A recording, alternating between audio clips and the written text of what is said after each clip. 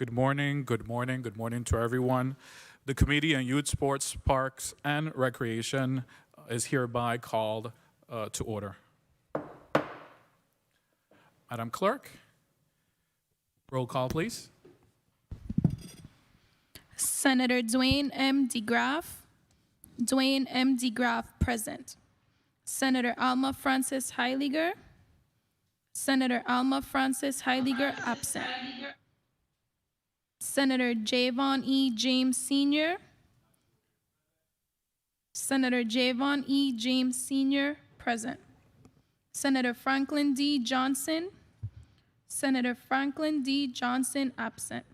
Senator Carla Joseph. Senator Carla Joseph, present. Senator Stephen D. Payne. Senator Stephen D. Payne, absent. Senator Samuel Carrion. Senator Samuel Carrion, present. Mr. Chair, we have 4 members present, 3 members absent. Thank you, Madam Clerk. Do we have any correspondence to be read into the record this morning? No, Mr. Chair. Please, for the record, mark Senator Payne present.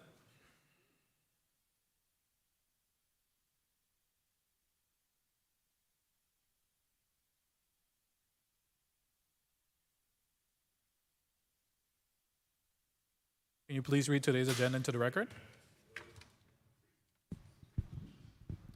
Committee on Youth, Sports, Parks, and Recreation, Friday, June 11th, 2021, 10 a.m., Fritz E. Lowette's Legislative Hall, St. Croix. The Committee on Youth, Sports, Parks, and Recreation has scheduled a hearing for Friday, June 11th, 2021 at 10 a.m. to receive testimony on the following: an update from the Department of Education's Division of Sports and Athletics regarding student athletic development programs and initiatives to include the results of the Combine in a Bubble and Honoring a Legend series. Invited testifiers: Honorable Raquel Berry Benjamin, Commissioner, Department of Education; Honorable Calvert White, Commissioner of Sports, Parks, and Recreation; Overall Isaac, President, Interscholastics Athletic Association, St. Thomas St. John; Lucille Hobson, President, Interscholastics Athletic Association, St. Croix.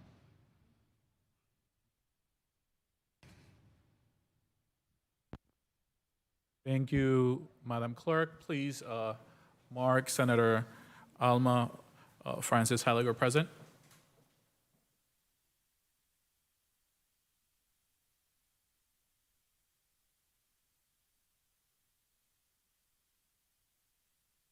Good morning.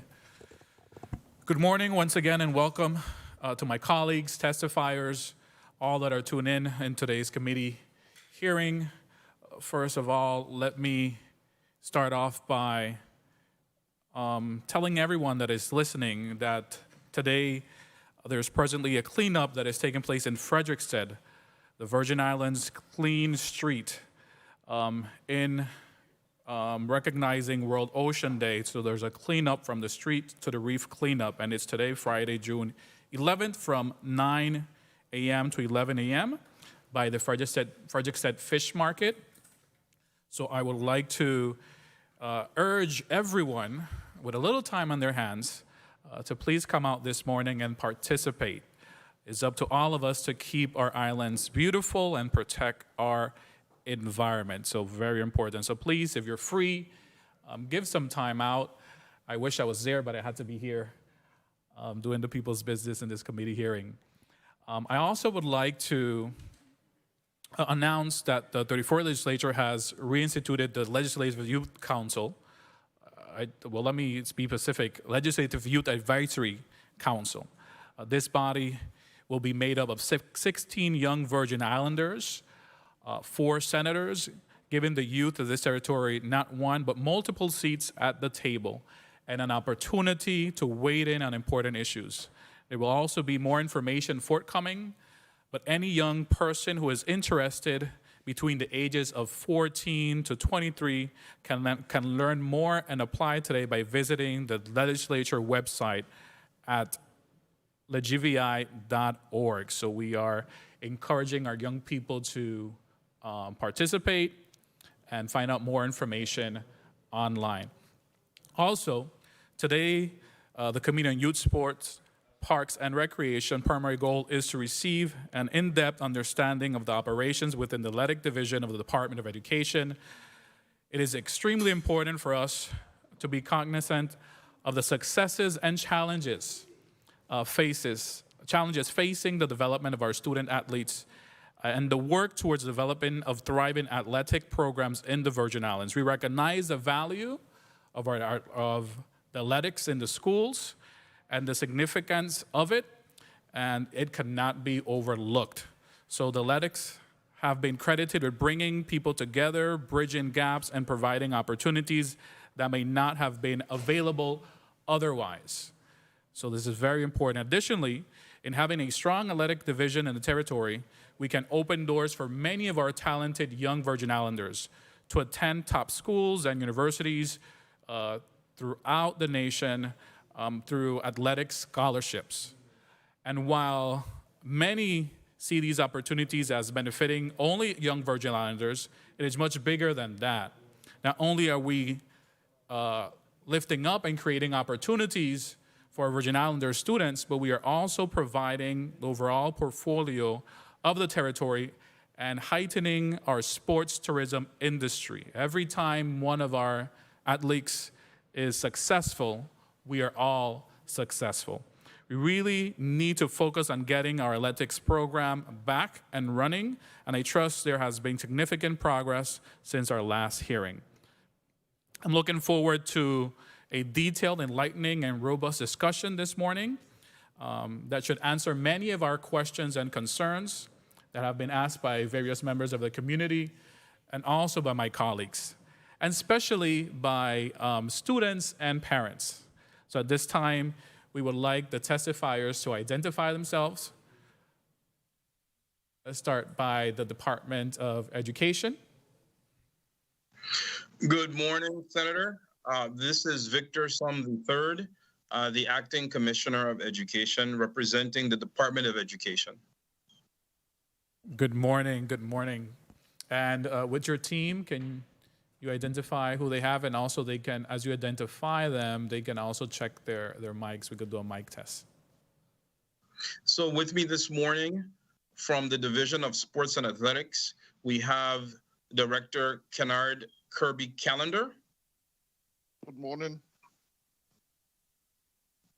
Ms. Brenalyn Tomo, Program Assistant, St. Thomas St. John. Good morning. And we also have with us Ms. Marisha Butcher, Program Assistant on St. Croix. Hello, good morning, everyone. Good morning, thank you. And that completes the VIDE team to this morning's, to today's hearing. Thank you, Acting Commissioner. And from the I'm sorry, I neglected to mention, we also have online Attorney Al Vincent Hudson, Legal Counsel at the Department of Education. Thank you. Thank you. And from the Department of Sports, Parks, and Recreation.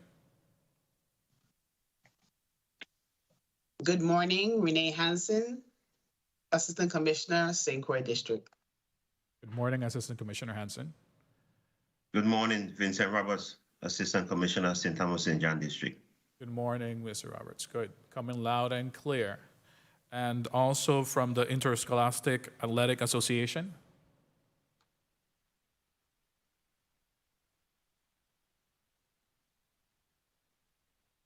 Good morning. My name is Leisha Richmond, and I am representing the St. Thomas St. John Interscholastic Athletic Association.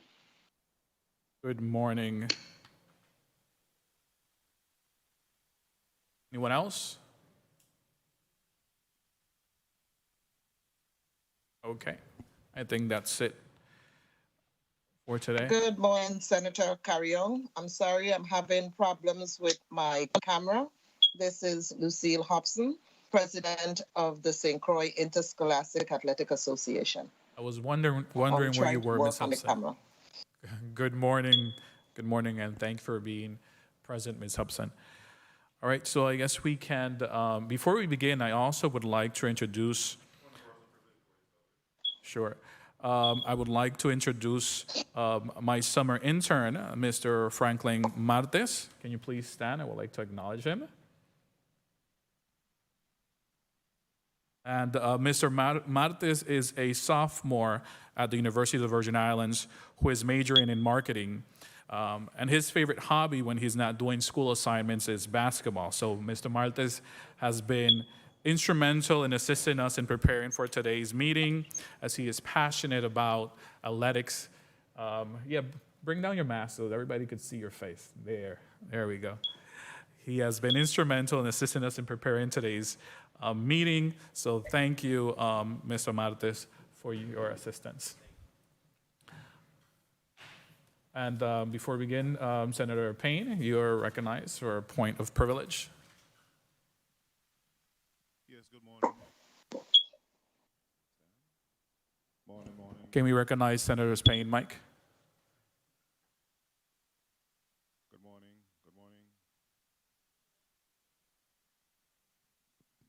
Use the other mic.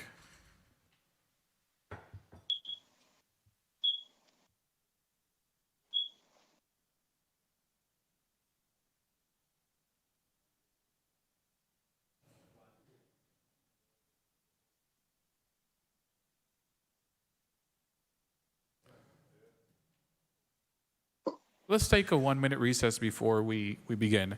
The Committee on Youth, Sports, Parks, and Recreation stands in recess for 1 minute.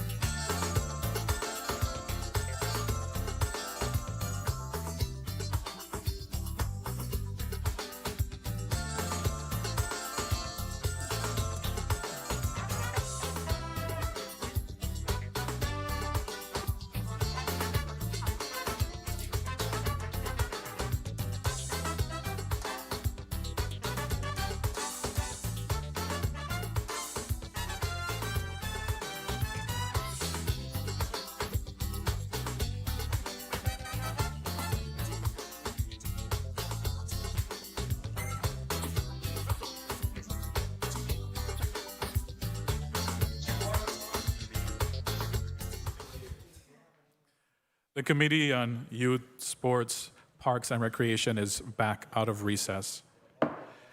Senator Payne, you're recognized Thank for your you, point Mr. of privilege.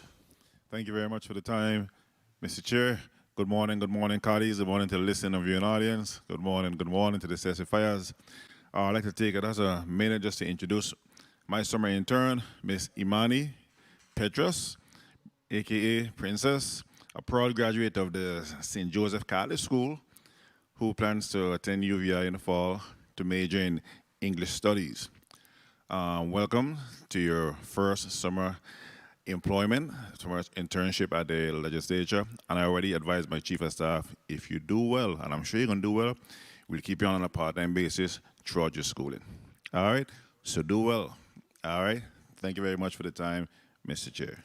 You're welcome, Senator Payne. It's always great to see our young people, especially here in the legislature, getting involved. So we welcome you as we welcome also Mr. Martes.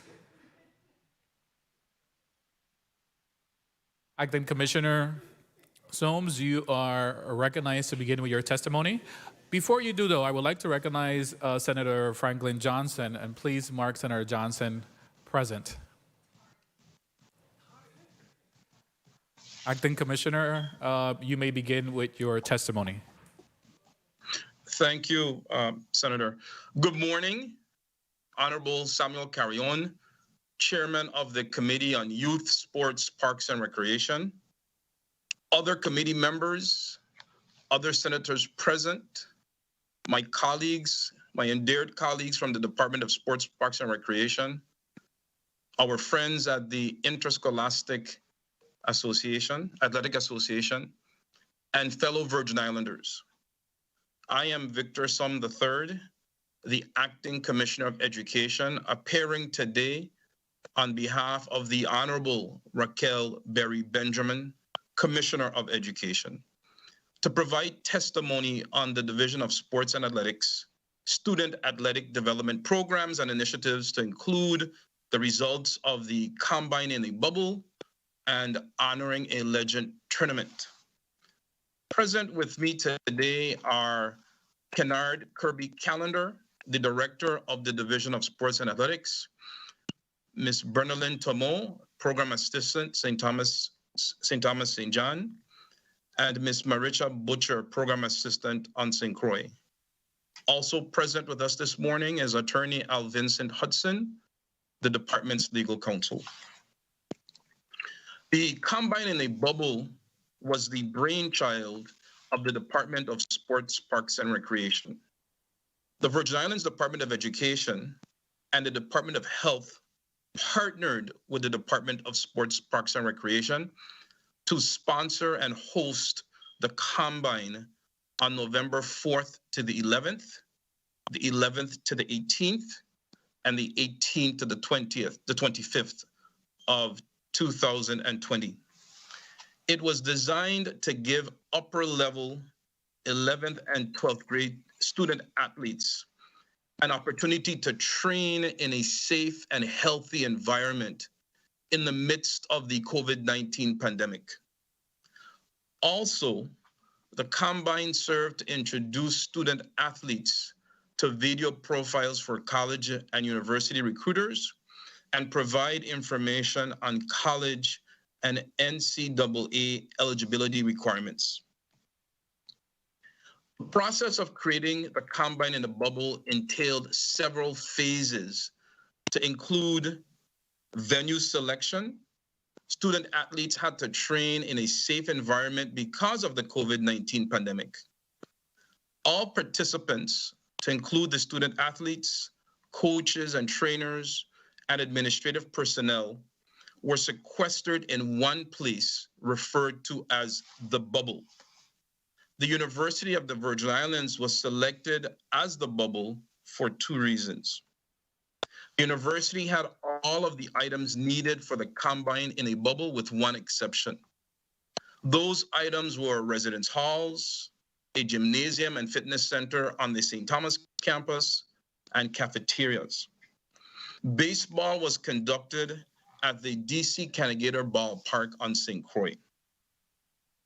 The concept of a bubble was to maintain sequestration of student athletes and other participants from external audiences.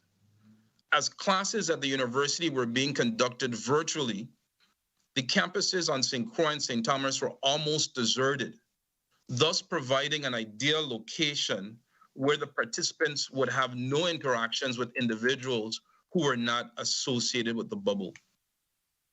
Selection of coaches. The Department of Sports, Parks, and Recreation selected coaches from their staff, the interscholastic athletic associations, and various local sports federations.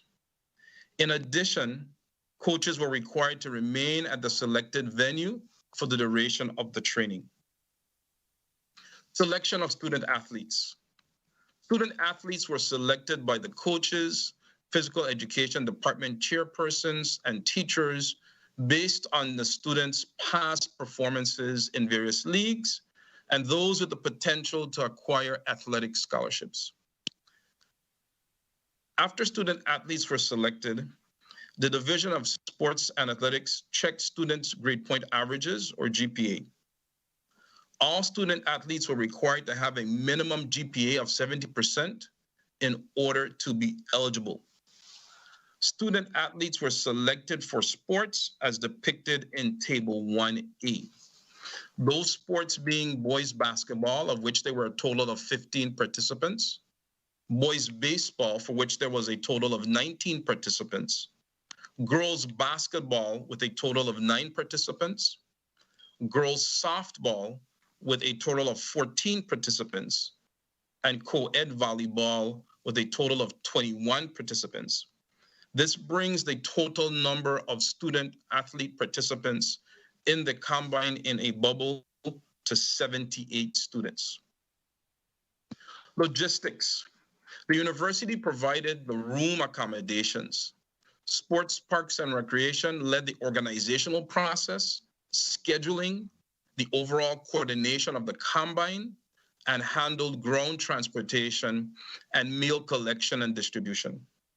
The Department of Health provided free rapid COVID-19 testing, and the Department of Education managed student athlete consent forms, student insurance, air transportation, and meal preparation and packaging. The needs of the student athletes who participated in the combine in the bubble were comprehensively met by the Department of Sports, Parks, and Recreation, the University of the Virgin Islands, and the Department of Education. From meeting with the student athletes and their parents prior to entering the bubble, to air transportation for those who had to travel to a sister island where a particular combine was being held, to room and board for all participants, to Wi-Fi access for all students who are attending classes virtually, and controlled practices by experienced coaches. The cost for conducting the combine in a bubble was $107,307.48, with the Department of Sports, Parks, and Recreation and the Department of Education absorbing all of the expenses. The funding source for the Department of Education was the Tourism Revolving Fund to cover these costs. The basic breakdown of expenses is shown in Table 2B. Anecdotal evidence suggests that student athlete participation in the combine in the bubble helped to contribute to scholarships by creating exposure for students. The Department of Sports, Parks, and Recreation demonstrated innovation by providing an athletic opportunity in the midst of the COVID-19 pandemic, and approximately 9 of the student athletes were able to acquire scholarships to attend a college or university for the 2021-2022 school year. Athletes that were in the bubble and earned scholarships are listed in Table 3C. Some of these students that were in the combine also participated in the Honoring a Legend tournament. The concept of a combine in a bubble was conceived again by the Department of Sports, Parks, and Recreation, mainly because the COVID-19 pandemic had stopped organized team sports in the territory entirely. The Department of Sports, Parks, and Recreation saw an opportunity to help some of the student athletes who were losing an entire year of playing sports, and perhaps an opportunity to gain a scholarship as well. After partnering with the Department of Health and the Department of Education, and seeing the success of the first Combine in the Bubble, the Department of Sports, Parks, and Recreation saw where the concept of bringing the most talented upper-level student athletes together to train and to develop portfolios could be something that could be held annually. Similar to the Combine in the Bubble, the initial Honoring a Legend tournaments were a joint operation between the Department of Education and the Department of Sports, Parks, and Recreation. The Division of Sports and Athletics proposed a series of return to sports athletic events for varsity and junior varsity student athletes called Honoring a Legend. The purpose of the tournaments was to, one, provide student athletes a return to sports activity. Two, allow student athletes to build or continue to build their recruitment portfolios. And three, to honor local sports legends. The first in this series of tournaments was held on 2 consecutive weekends in April of this year at the DC Canegata Ballpark on St. Croix, and featured girls softball and boys baseball in a controlled environment. The tournament was held in honor of Eugene Genix Thomas, a longtime Virgin Islands baseball and softball coach and instructor. Mr. Thomas had been a positive influence in the lives of many ball players on St. Croix. In our opinion and feedback from the Virgin Islands community at large, the tournaments were very successful. Viewership statistics were compiled by Livewire Sports for girls softball and Mad Hot Media for boys baseball, and are depicted in Table 4D. For softball, viewership totaled 11,000 across 3 days, Thursday, Friday, and Saturday. And for boys baseball, viewership totaled 26,100, again across the 3 days, Thursday, Friday, and Saturday. Due to the COVID-19 pandemic, student athletes have not been able to play, or in many cases, even practice the sports that they love. These games are the only avenue for many of our children to advance to a collegiate program. The hope is that this tournament and other similar activities will help fill the void created by the pandemic. Even though the end of the pandemic was uncertain and baseball and softball were considered low-risk sports, COVID-19 protocols were strictly adhered to.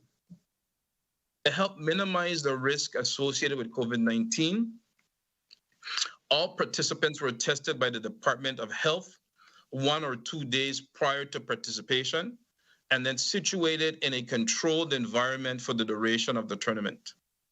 Teams from the District of St. Croix stayed at the Tamarin Reef Hotel, eliminating the need for them to be removed from the controlled environment that was created. Teams from the St. Thomas St. John District stayed at the Caravel Hotel and the Company House Hotel. Similar to the Combine in the Bubble, putting together the first iteration of the Honoring a Legend tournaments of 4 core items. Were 4 core items. Venue, coaches selection, selection of players and logistics. In addition to those 4, consideration had also been given to room and board and the first inaugural honoree. The choice of baseball and softball as the first sports of the Honoring a Legend series was easier than choosing other sports because of their popularity and low-risk designation by the CDC. The DC Canegata Ballpark was the natural choice as a venue, since no other park in the territory was prepared to accommodate both baseball and softball. The selected coaches were all previously certified by the Department of Education. The coaches then selected players who were vetted by the Division of Sports and Athletics. Room, board, and transportation were all provided by the Division of Sports and Athletics. As with the combine, the student athletes were properly supported, not only by the chaperones and coaches, but by personnel from the Division of Sports and Athletics who were in close proximity at all times. Territory-wide student participation is reflected in Table 5E. For girls junior volleyball, there were a total of 27 players. For girls varsity softball, there was a total of 26 players. For boys junior varsity baseball, there was a total of 29 players. And for boys varsity baseball, there was a total of 28 players, bringing the grand total to 110 student athlete participation in the Honoring a Legend tournament. The cost of holding the inaugural Honoring a Legend tournament was $141,069.63 from the Tourism Revolving Fund, with the Department of Education being responsible for the majority of the expenses and the Department of Sports, Parks, and Recreation covering 50% of the cost of meals. The breakdown of expenses is shown in Table 6F. After experiencing the combine in a bubble, the Division of Sports and Athletics was better prepared for subsequent programs. For example, meals were catered as the St. Croix Food Authority could not provide meals on weekends. Another issue that arose was parents of the student athletes wanting to come into what was deemed a restricted area because of the pandemic. Eventually, the Division of Sports and Athletics and the Department of Sports, Parks, and Recreation allowed a few families into the stands once they were able to prove they were vaccinated. As we sat in the stands and witnessed the joy and excitement expressed by our young student athletes, we believe that the tournament was, without a doubt, a success. All of the department's goals were accomplished, including honoring Mr. Thomas, whose family was on hand to accept the kudos issued to him. The inaugural Honoring a Legend tournament is the first in what the Department of Education hopes will be a string of junior varsity and varsity all-star tournaments as we celebrate our return to sports and improve student athletic performance.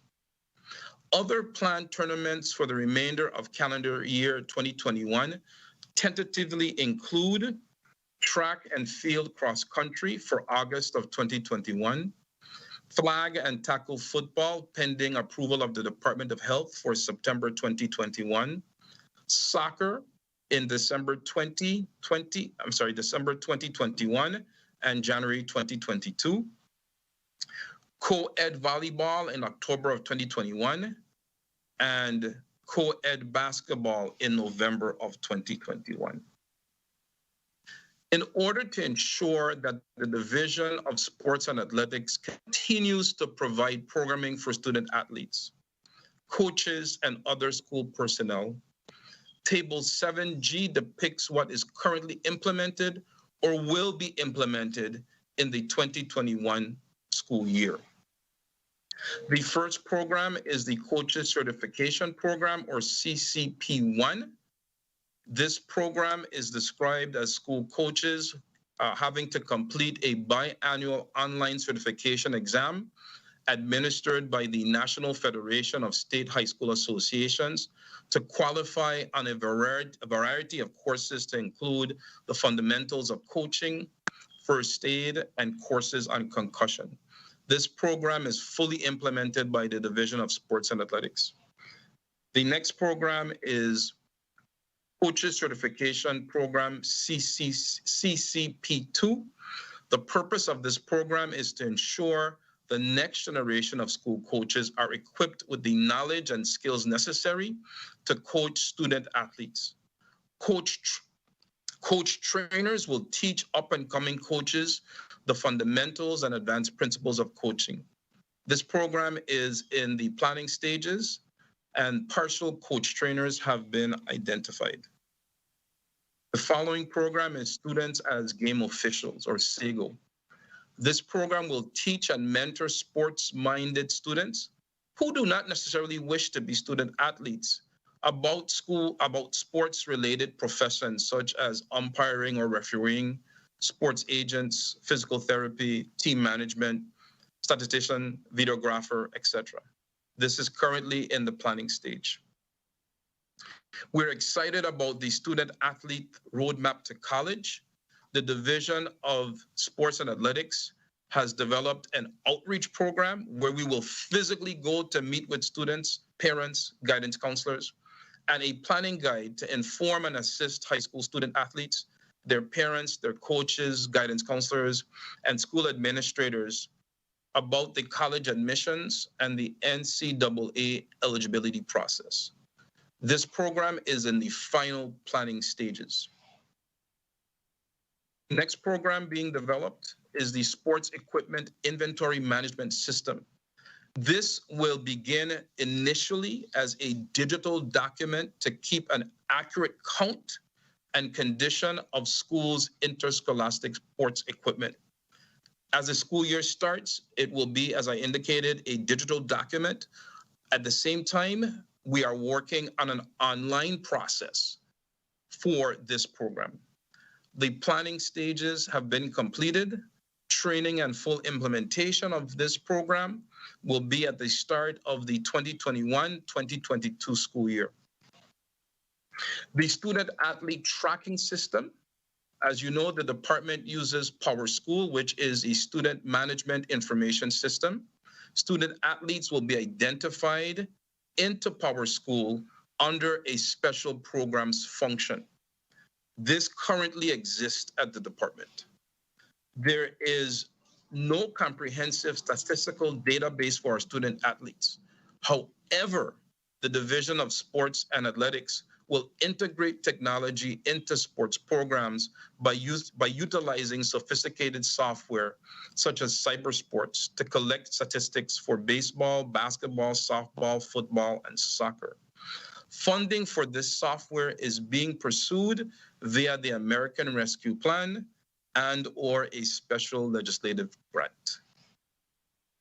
The pandemic training policy for school athletes. The Division of Sports and Athletics is developing a policy in conjunction with our good friends at the Department of Health that addresses training and sporting activities defined as high risk, medium risk, and low risk for COVID-19. The deadline for policy completion is July 15, 2021 for vetting and approval and implementation, full implementation for the 2021-2022 school year. Senator Carrion and members of this committee, we are here today with the utmost of respect. And we pray that this respect is returned. We come seeking cooperation and collaboration. We come in peace.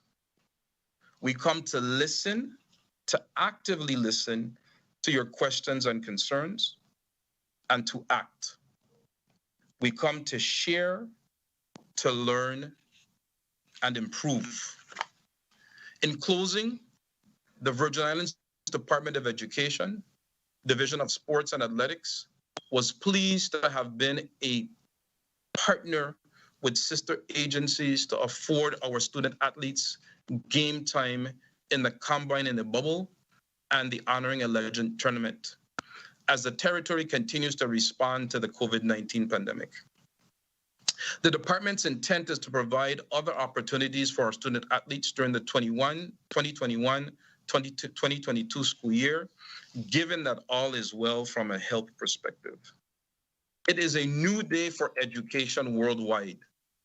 The COVID-19 pandemic has altered the way we teach and execute student programs. However, the Division of Sports and Athletics is up to the challenge and will continue to find innovative ways to provide student athletes opportunities to improve their academic and athletic abilities, which in turn will translate to success in post-secondary education, professional careers, and in life. Thank you for the opportunity to share this information. We stand ready to answer any questions you may have. That concludes my testimony. Thank you, Assistant Commissioner Soames, or Acting Commissioner Soames, please, excuse me, for your testimony and your willingness to collaborate and work in unity. Thank you for that. We will now hear a testimony from the Department of Sports, Parks, and Recreation. Yes. I'll go ahead and read Commissioner White's testimony into the record. And your name is, for the record? Assistant Commissioner Roberts. You may proceed. Good day, Senator Carrion, Chairman of the Committee of Youth, Sports, Parks and Recreation. I am in receipt of your invitation to testify on the Department of Sports, Parks and Recreation's role in the Combine and the Bubble and the honoring of the Legend Tournament. Unfortunately, before your invitation, I was scheduled to be out of the territory on June 11th to attend the International Basketball Federation, FIBA, qualifier for our senior women's national basketball team. For the past few years, the SBR has made financial commitments to our volleyball, baseball, men's basketball, women's basketball federation for the international competition. As a former senior men's national team player, one of our most significant downfalls was the support that we received. Since the start of my tenure as commissioner, I have made a conscious effort to increase this department's support towards our national federations. Today, June 11th, along with the president of FIBA, I will serve in my official capacity as Commissioner of Sports, Parks and Recreation, with several other dignitaries from competing countries as our senior women's team prepare to compete. Both Assistant Commissioners Renee Hansen and Vincent Roberts are present in my absence. As it pertains to the department's role in the above-mentioned Combine in a Bubble, my staff and I have articulated in great detail the preparation, planning, and execution of the bubble on numerous occasions.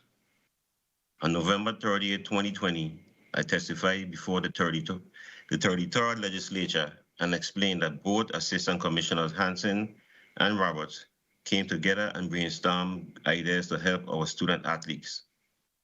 Hence, Combine in a Bubble was born.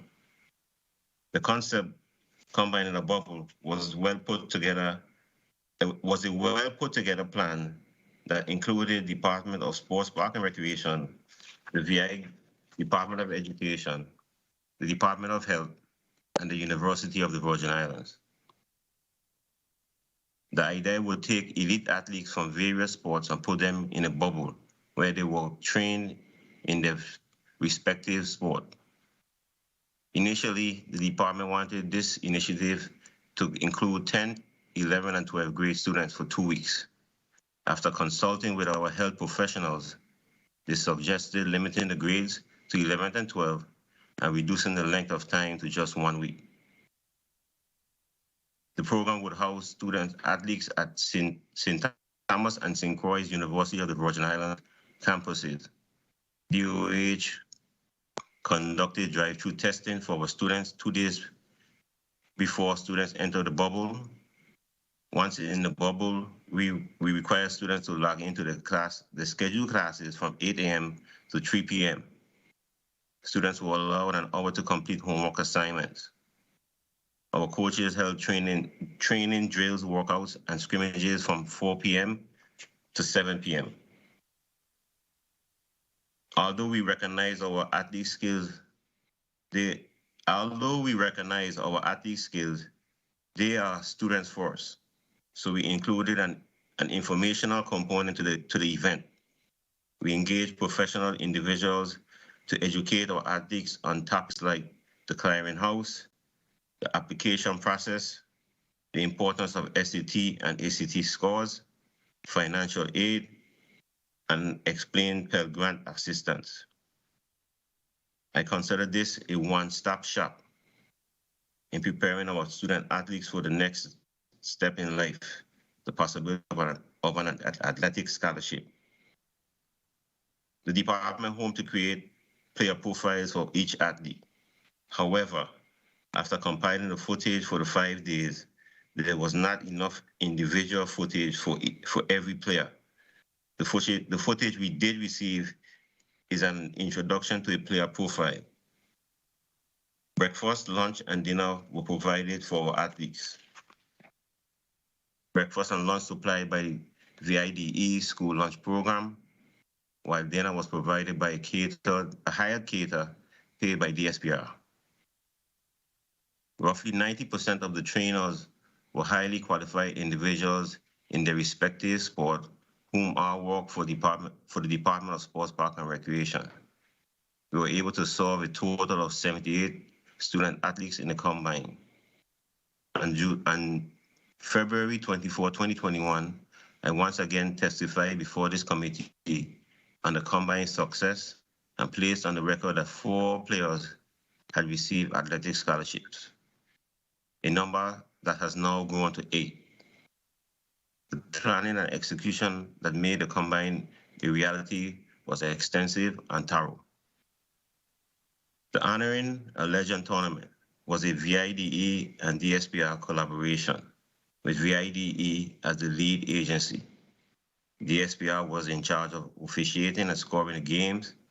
The DSPR also managed crowd control, making sure that our COVID precautionary guidelines were followed. In addition, through funding from our youth programs account, the department paid for half of the total that was submitted for food to feed the athletes. And of course, DSPR oversaw field preparation before, during, and after the games. I commend both my assistant commissioners for a job well done. The SPR intends to remain open to planning more events with our sister agencies that will showcase the talent of our local athletes. To all that made both events possible, I want to thank you for the contributions personally. I am confident either AC Hansen or AC Roberts will answer any question. Thank you and God bless. Thank you, Assistant Commissioner, for representing your commissioner for the testimony. Now let's hear testimony from the Interscholastic Athletic Association from St. Thomas, St. John. It's Isaac. Thank you. Good morning, Senator Samuel Carrion, members of the Committee on Youth, Sports, Parks, and Recreation, other respected legislators, and the listening public. Thank you for this opportunity to once again address this body representing the St. Thomas St. John Interscholastic Athletic Association. My name is Leisha Richmond, and I am the Executive Secretary and have been asked by Orville Isaac, Chairman of the Board, and Therese Hodge, President, to speak on behalf of the St. Thomas St. John Interscholastic Athletic Association. The role of the St. Thomas St. John Interscholastic Athletic Association. To let you know, we are a member of the National Federation of State High Schools, NFHS, on the state level. We are a 501c3 nonprofit organization in good standing with the Lieutenant Governor's Office of Trademarks and Corporations. Our organization is comprised of all schools, public, private, parochial, and home schools in the St. Thomas St. John School District and an associate school from the British Virgin Islands. We are a promoter of interscholastic athletic competition and tournament. Number 2, promoted sports. The St. Thomas St. John Interscholastic Athletic Association promotes the following sports: volleyball, boys and girls, flag football, coeducational, cross country, boys and girls, basketball, boys and girls, track and field, boys and girls, baseball, boys, softball, girls, and soccer for boys and girls. Our sport seasons, our sport seasons have been listed in our Constitution and bylaws since the inception of our organization in 1982. They have specific starting dates and can best be generalized for this discussion as fall, winter, and spring sports. They are listed as follows. Fall, volleyball, flag football, and cross country. Winter, basketball, track and field. Spring, baseball, softball, and soccer. Levels. The St. Thomas St. John Interscholastic Athletic Association and the St. Croix Interscholastic Athletic Association promote sports on all 4 levels at corresponding times. The elementary level, grades 3 through 6, middle school, junior high, grades 6 through 8, junior varsity, grades 9 through 10, and varsity, grades 11 and 12. We also have, number 5, promoters insurance. We are insured to promote all of the above listed sports and activities at all of the venues available for our use in each of our districts. Please note that our insurance costs are significant and we are awaiting allocated funding to be released. I am present today to also testify in the role that the St. Thomas St. John Interscholastic Athletic Association played in the organization and administration of the Combine Bubble and the Honoring a Legend tournament. I can honestly testify that the St. Thomas St. John Interscholastic Athletic Association was not involved in either activity. I can also honestly testify that the collaboration between the 2 independent IAA volunteer organizations in the promotion of interscholastic athletics is exemplary, with both organizations working hard to fulfill our roles in each of our districts and combined planned competitions. It is my sincere hope that looking forward, we can expect a release of allocated funds to the IAAs so that the 2 IAAs of the U.S. Virgin Islands can purchase and begin the implementation of the Our School Today activity scheduler and COVID tracing program in the fall of the 2021-2022 school year. This ends my testimony. Thank you. Thank you, Ms. Richmond, and I must correct that because I said Mr. Isaac is absent. So, Ms. Richmond, thank you for your testimony. Ms. Hobson, you may proceed now with your testimony.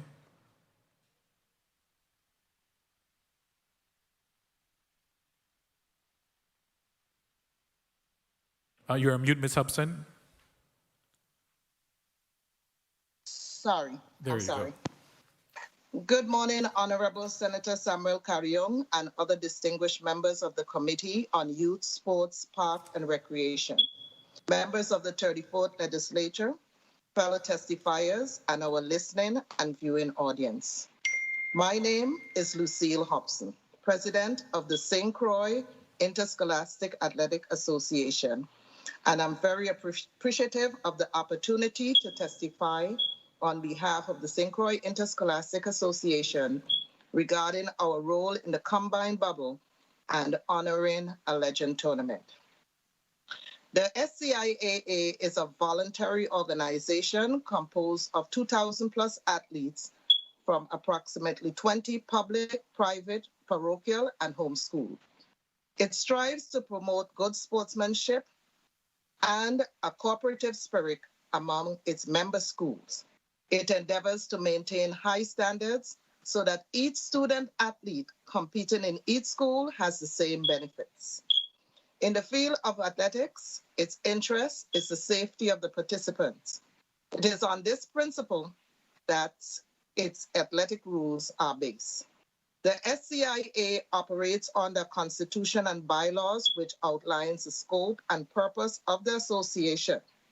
It contains the standards of eligibility to be met by the student athletes for attaining the privilege of participating in inter-school contests, and rules controlling the participation among schools.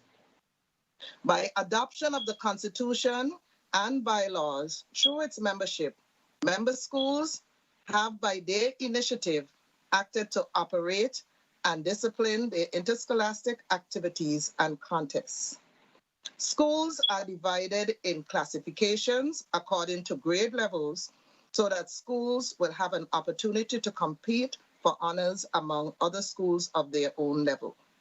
The schools are divided into 4 levels: elementary, middle school, junior high, and high school.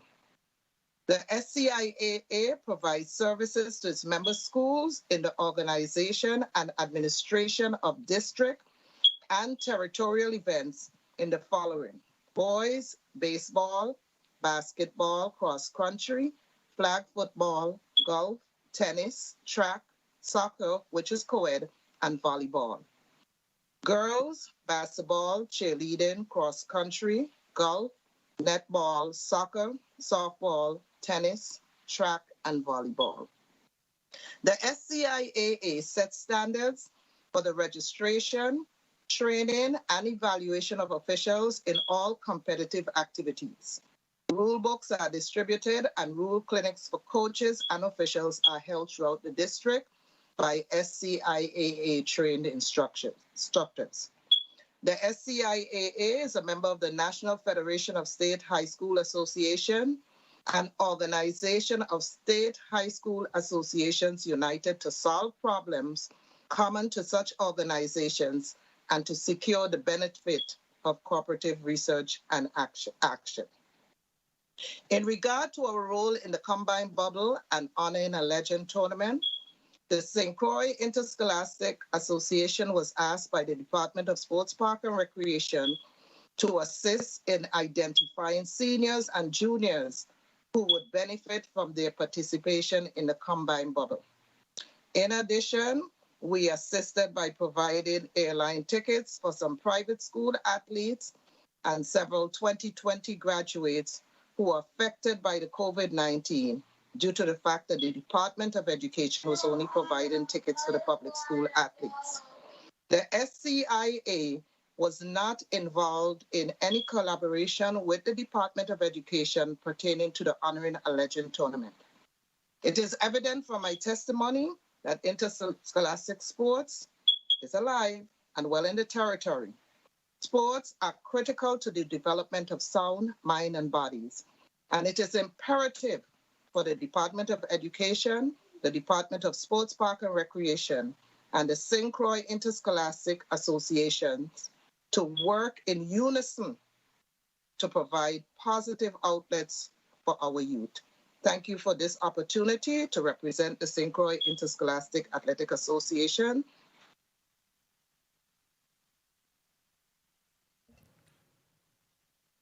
Thank you, Ms. Hobson. And I think it was a great, okay, we got you back on. You're frozen there for a second, but I think you have completed your testimony. Thank you for your testimony.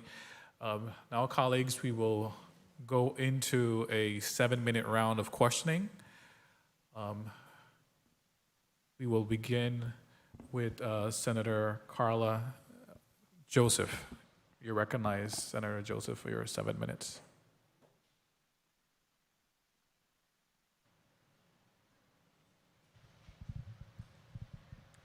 A pleasant good morning, Mr. Chairman. Thank you. A pleasant good morning, Mr. Chairman. A pleasant good morning, colleagues, listening audience, and especially our testifiers who have presented a testimony today, a wonderful Friday morning. I want to begin my questioning with Mr. Vincent Roberts, who is the Assistant Commissioner for the Department of Sports, Parks, and Recreation. First of all, Mr. Assistant Commissioner Roberts, I want to really commend you and your team for thinking up of this innovative way to have a competition and prepare our athletes given the environment that we are presently enduring. In a comment that was made by one of the presenters, specifically Miss Teresa Hodge, is that it? The testifier for the St. Thomas St. John Interscholastic Athlete Association. She mentioned that for both the combined bubble and honoring a legend tournament, that they were not involved in either activity. Would you be able to expound on the reasoning behind of their disassociation or lack of inclusion in this activity? Are we talking about IAA St. Thomas St. John District? Yes, sir. Okay. When we first started the meetings, all parties were included. All parties were brought to the table. So it was. And I remember our first meeting. I think Ms. Richmond was on the meeting, to be exact, when we talked about IA helping with identifying coaches, identify the technical part of it. So if they were not part of it, I guess they just had nothing to bring to the table at a particular time.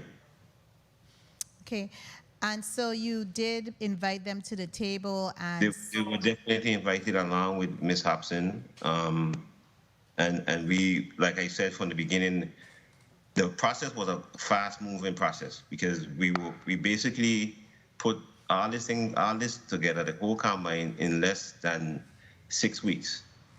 So when we initially met, we brought everyone to the table, all the stakeholders, and we requested what we wanted from, or what we were requiring from each stakeholder, each division, and everyone was supposed to go back and identify what they could help us with on that, and we moved on from there.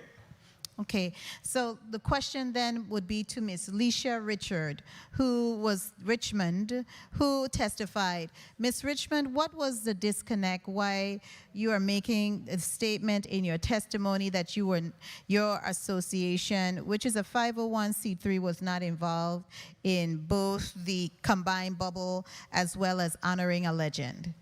And if you could be just succinct, that would be helpful.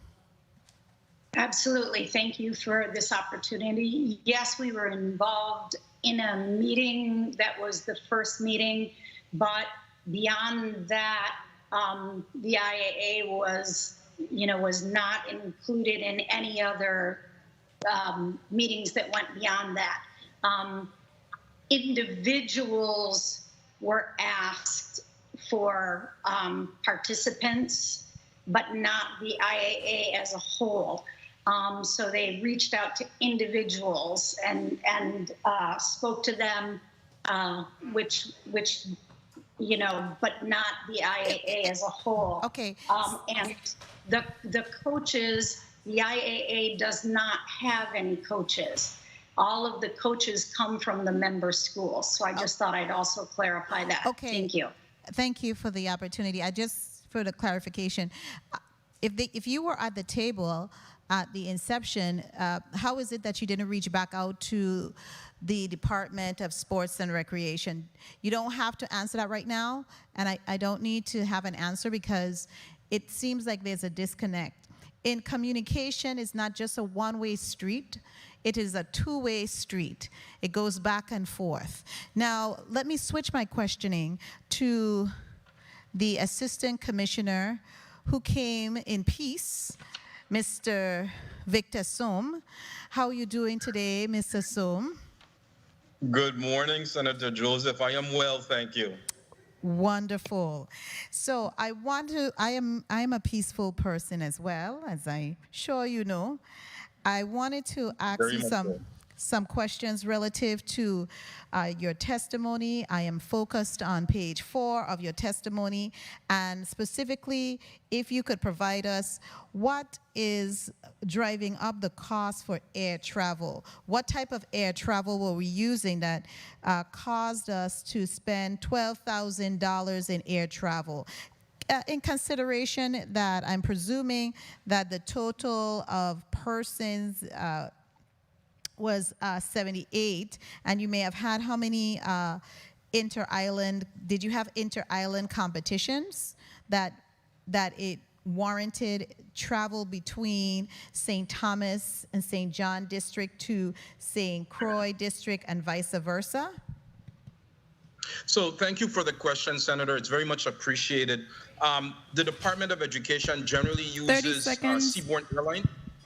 The Department of Education generally uses Seaborne Airlines because that is who we have an account with, and they can accommodate larger groups than other carriers in the territory. So, for example, in the Combine, softball and baseball were conducted on the island of St. Croix. So students who resided in the St. Thomas and John district would have needed to May I proceed? Mr. Chairman? Yes, you may. He's answering the question. Yes, you may. Yeah. So students who needed to attend the Combine in a Bubble for softball or baseball would have traveled from the St. Thomas St. John district to the St. Croix district to participate in that Combine. So different sporting activities, athletic events, trainings were held on specific islands, and we needed to ferry students between the various islands depending upon what sport they were involved in. Thank you kindly for the answer, Mr. Soom. Mr. Chairman, thank you so much for the leeway.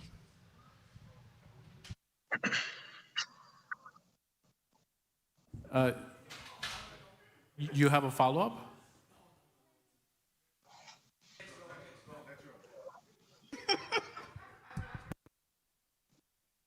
Senator, yeah, we will have a second round, Senator Joseph. Senator DeGraff, you're recognized for your 7 minutes. Good morning, Mr. Chair. Good morning, colleagues. Good morning, testifiers. And I'm present. Assistant Commissioner Sooms, you mentioned that tackle football is coming back this year. One, what is the insurance? Is there a specific insurance that you have for these students in this high contact sport of tackle football? There's a different insurance. Could you speak to that, please? Thank you, Senator DeGraff. The question is very much appreciated. Let me preface the answer by saying we had an opportunity last Friday, I believe it was last Friday, last Friday, to meet with football coaches, all football coaches at the 4 public high schools. And we also invited the Department of Health because, you know, we have a very intimate relationship with the Department of Health. And so that meeting was for the coaches to share with the Department of Education and share with the Department of Health plans to begin non-contact training for tackle football. So health is important because they're guiding the department and coaches as well in how to proceed to ensure that our students are safe once gameplay is ready for football, for tackle football. So the coaches submitted a plethora of information to the Department of Health on how they would proceed with training for tackle football, non-contact training. The Department of Health is currently reviewing that information, and it is our deep and abiding hope that the Department of Health will provide approval with respect to insurance for football, we provide a separate insurance for football players, but Ms. Bernalyn Tomo, the program assistant for the Division of Sports and Athletics, can provide the detailed information that you are requesting. Ms. Tomo, she works on that exclusively, Senator DeGraff. Thank you. Yes, Ms. Tomo, you can go ahead, please. Good morning, Bernalyn Toma, Program Assistant for St. Thomas St. John. At this present time, we're looking into the insurance because the insurance we had wasn't the full adequate insurance as it may seem, but it covered more than enough to assist. But what we need is a more adequate, and at this time, the insurance company said they're going to work, because at the time they said they did not have it, but they're going to work on it to give us a more adequate, so they're going to keep us posted on the insurance information. Okay, are they looking for catastrophic insurance? Because that's what's needed. Anything less, don't waste your time. What are they looking for? That is that a criteria? Yes, it is a criteria, so it could be covered, because when I had it, they said they did not have the insurance anymore to do the tackle. So in conversation, the new insurance company is saying that they're going to have the catastrophic for us to carry on with the tackle football. Okay, now where would the games be played on St. Thomas? At this present time, once we have games, we have to consult with Sports Park and Recreation first. That's what we have to do to see where they will have plans and how can we use their fields. Or we could use, in St. Croix, we use the complex field. But what we do first, we make contact with the principals to schedule if we can have games. But we make sure first, before we schedule games, that we speak to the respective people, as in Sports Park and Recreation. We sit down, we come up with a plan if these dates are available, and they will let us know. The school principal, which will be at the complex field, we'll sit down, we ask permission before we put together a plan to carry out the games. So it will be more complex and Lionel Roberts Stadium once we have full permission and full go from Sports Park and Recreation and the principal of the educational complex.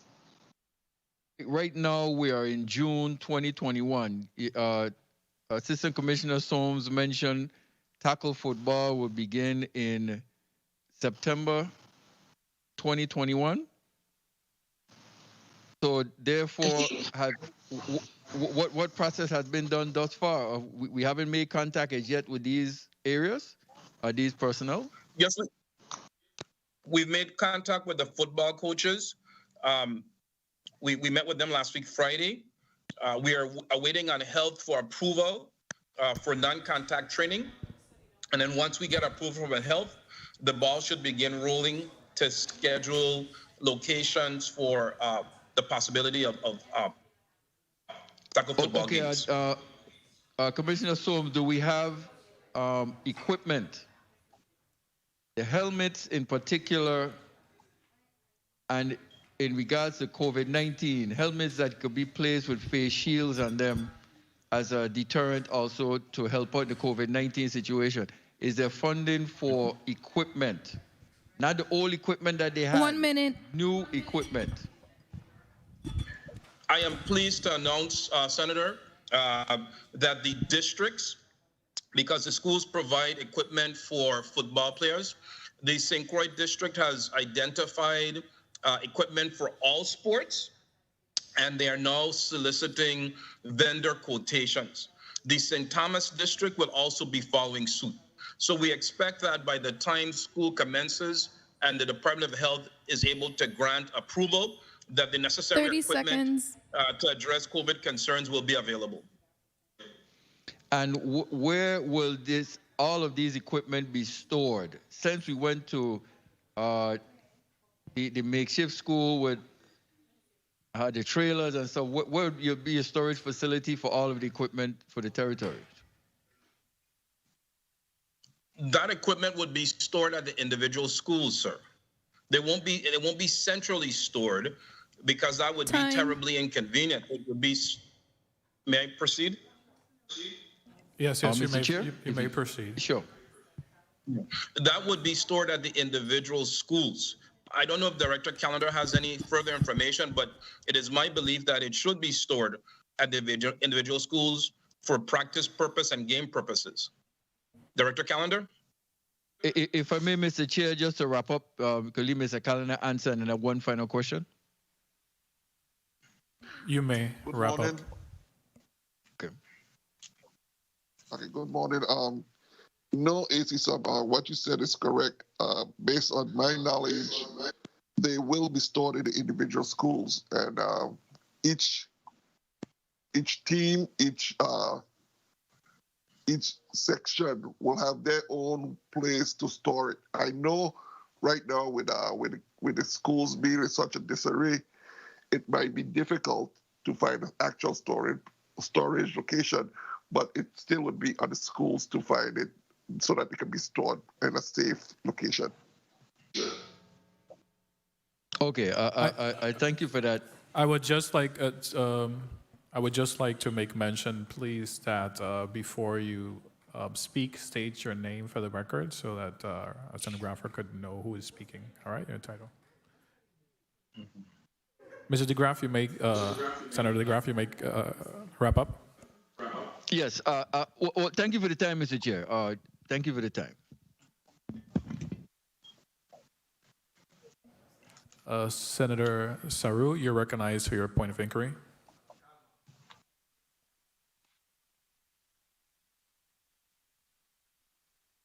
Please recognize Senator Saru's mic. Thank you. Thank you, Mr. Chair. Before my point of inquiry, if the schools are, I come in peace too, by the way. Before my point of inquiry, Mr. Chair, if the schools could possibly be in disarray, it's incumbent upon the AD to procure proper storage for the facilities or for the equipment if, But the point of inquiry would be going back to the insurance question. Is Ms. Richmond on the line?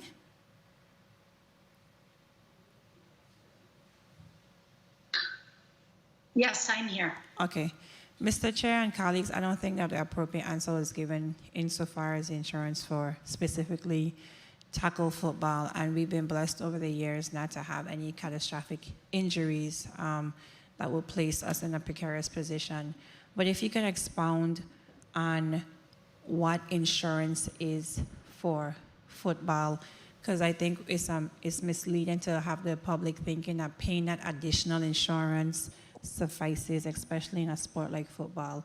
So if you could expound, Ms. Richmond, on insurance and all of the above, if the chair would allow it, ask for your indulgence. Thank you, Mr. Chair. You're welcome, Ms. Richmond.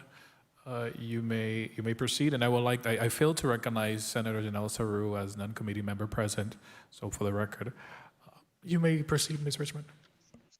Thank you. Leisha Richmond from the St. Thomas St. John and the Scholastical Athletic Association.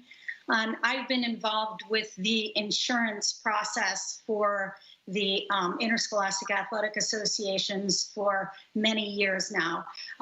One of the things that has always been a giant concern was the fact that we are promoters, and so we have promoters insurance that covers all of the sports, as you heard that we said that we participate in. One of the reasons why the IAA does not do tackle football anymore is because we cannot procure promoters insurance. And that for me is a huge concern, because no matter who is promoting it, if they don't have promoters insurance, there's a huge issue there, number one. So the second part in regards to student insurance is another issue, especially when we're dealing with sports that have the probability of a catastrophic injury.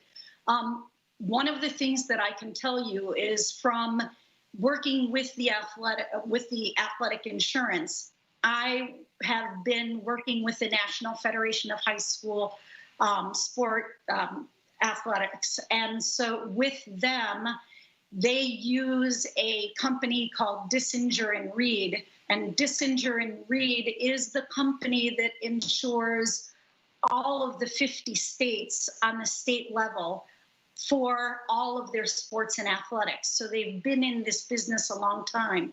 So we asked, when I attended the winter meeting of the NFHS, I asked if Dissinger and Reed would come down and help us with our insurance issue here.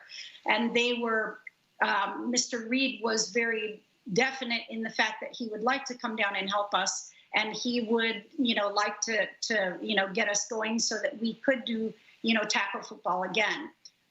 But getting Mr. Reed down here with Dissinger and Reed seemed to have a few issues.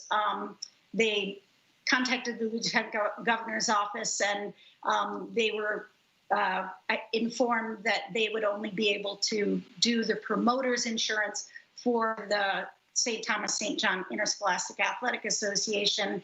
And for them to do that, it wasn't practical. What they wanted to do was then to be able to bring to the territory special student insurance that covers catastrophic injuries. And that has not been able to happen ever since. So if you have any other questions, I can probably answer them a little more clearly, but that gives you a full background. So like I said, my concern is there's no promoter's insurance, so no one can actually promote tackle football here. And then second, the catastrophic injury for students, because the IAA does not insure students. That is not part of our job. Okay, thank you.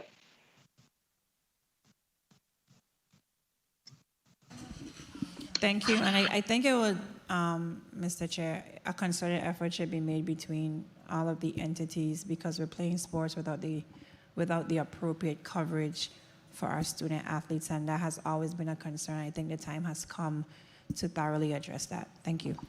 Thank you for that, Senator Saru. Senator, carry on if I may. Yeah, I was just going to ask you, Acting Commissioner, what is the department doing in regards to that? Any conversations taking place? Well, I'd like to thank the senator for bringing up that concern. We've had that discussion before. I'd like to thank Ms. Richmond for sharing that wealth of information. And as the IAAs are valuable partners to the Department of Education, we will be reaching out to Ms. Richmond at the conclusion of this meeting to begin a dialogue on Dissinger and Reed and what we can do to work with that organization as well as Lieutenant Governor's office to see if they can provide this catastrophic insurance for our tackle football players. So that will begin at the conclusion of this meeting. Good. So that means that nothing has been done before. So this is new information for the Department of Education. Is that my understanding, Acting Commissioner? No, my understanding is that football players have had to get additional school insurance beyond the normal school insurance. But I do not believe, and Ms. Tomo can correct me if I'm wrong, I do not believe that additional insurance was tackle or catastrophic insurance. Ms. Tomo? Correct. You're correct. Mm-hmm. Okay, this is very important, and I think this is one of the reasons sometimes these hearings are important, even though some of the points that are brought up in the hearings, we shouldn't wait for a hearing to really work in that collaborate front. I think Ms. Hobson stated very clearly, ending her testimony, to work in unison within all the stakeholders to ensure that our young people then receive what they need, and insurance is one of them. So I'm glad to hear you're going to have a conversation. I think this is something that should have happened before, but it's never too late. So I'm looking forward to hear what's the outcome after you guys have this meeting and the conversation. So, yes, so Senator, if I may, I don't want it to reflect that we haven't been doing anything. As Ms. Tomo stated in her remarks, we've been working with the existing insurance provider to address additional insurance for tackle football players specifically. That conversation began a while ago. It is still ongoing. We're still awaiting response. It is just that we realize that there are other entities that we can reach out to and not just our current insurance provider. Okay. I'm hearing you, Acting Commissioner, and so that leads me to another question. How long have you been working on or having these conversations? How long have you waiting for response? And how long should you wait for response without seeking other avenues? Ms. Tomo, how long have you been working with the current insurance provider? Good morning, Ms. Tomo, Program Assistant for St. Thomas St. John District. We have been working with this for a long time. I could say for a couple of years. And well, the PGU insurance is the insurance that we used and that we sit down with, and then we came to the board to tell them we needed additional insurance for the student athletes. So we've been not working with them just now. We've been working for them longer than that. And with the insurance for the tackle, it's no one else wanted to do it, and PGU Insurance was like, okay, we got you. So at the end of the day, it wasn't as detailed to what Mr. Richmond provided. So we've been working with them for years. And I think that's why it's important to have these conversations with all the stakeholders, because having these conversations with the IA in St. John, St.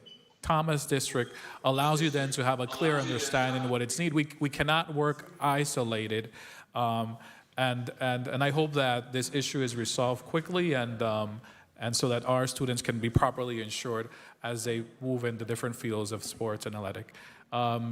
Senator Joseph, you're recognized for your point of inquiry. Point of information, Mr. Chair. Yeah, we're going to hear first Senator Joseph for her point of information, and then we'll go to Senator DeGraff. Kindly, media, recognize Senator Joseph. Mike, please. Thank you so much, Mr. Chairman. This is a very robust discussion. I want to ask Mr. Victor Sohm a question relative to page 5 pertaining to the athletes that were awarded scholarships. Do you have, Mr. Sohm, the denominator? Because you have, I think it's 9 here. Athletes. How many students was the total being considered for academic scholarships? And there's only 2 colleges here that I see that students were predominantly awarded scholarships for, and that's Benedict College as well as Monroe College. What is the denominator? Senator, I do not have the amount of scholarships awarded per student. I believe that the scholarships from my discussion with others, they were partial scholarships, but I do not have the exact amount that each student was awarded to attend those universities. Okay, Mr. Chairman, may I request that the amount each student was awarded to attend in scholarships? You may, you could submit that through the committee. Thank you so much, Mr. Chairman, for the point of inquiry. Thank you. You're welcome. Senator DeGraff, you're recognized for your point of information. Thank you, Mr. Chair. I will just put on the record, like I said, prior to being elected in my first term, I was the president for IAA on St. Thomas St. John District, and football, the insurance issue is a major concern to me, and the equipment, because this is a high contact sport. We have great young men, super strong, and I think that's what we need to look out for them. Ms. Toma has been in the fight, so she is aware of it. I just would like to make sure when you're making the decision to start back football, that we don't just do it because we're pressured to do it. We do it where we take the young men into consideration who play in the game, for their own future. And so thank you for the time, Mr. Chair. Oh, you're welcome, and I have to agree with you. I think this is very important. Thank God, I guess that we're aware we haven't had any major injuries. Have we, Acting Commissioner Soames? Since acquiring this position or coming into this position, I'm not aware of any catastrophic injury as a result of students engaging in tackle football, sir. All right, so I hope that this will soon, we'll find a resolution and be able to have our children insured properly. And I think that also the parents should be aware what the policy speaks of and what exactly is covered.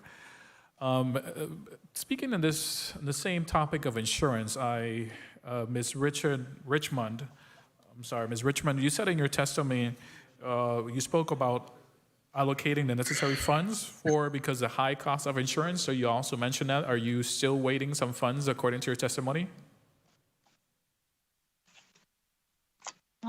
Lisa Richmond from the St. Thomas St. John Interscholastic Athletic Association.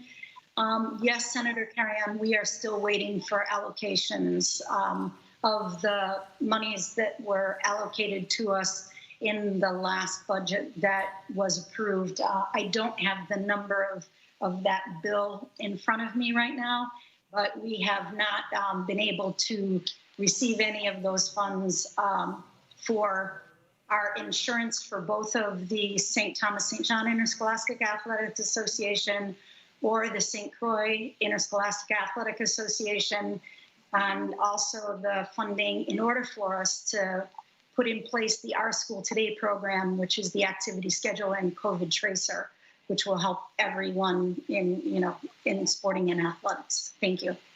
And you're waiting that funding from who? You made a request? Our funding source comes through the Department of Education. Acting Commissioner. Thank you, Senator. I am just inquiring about that release now.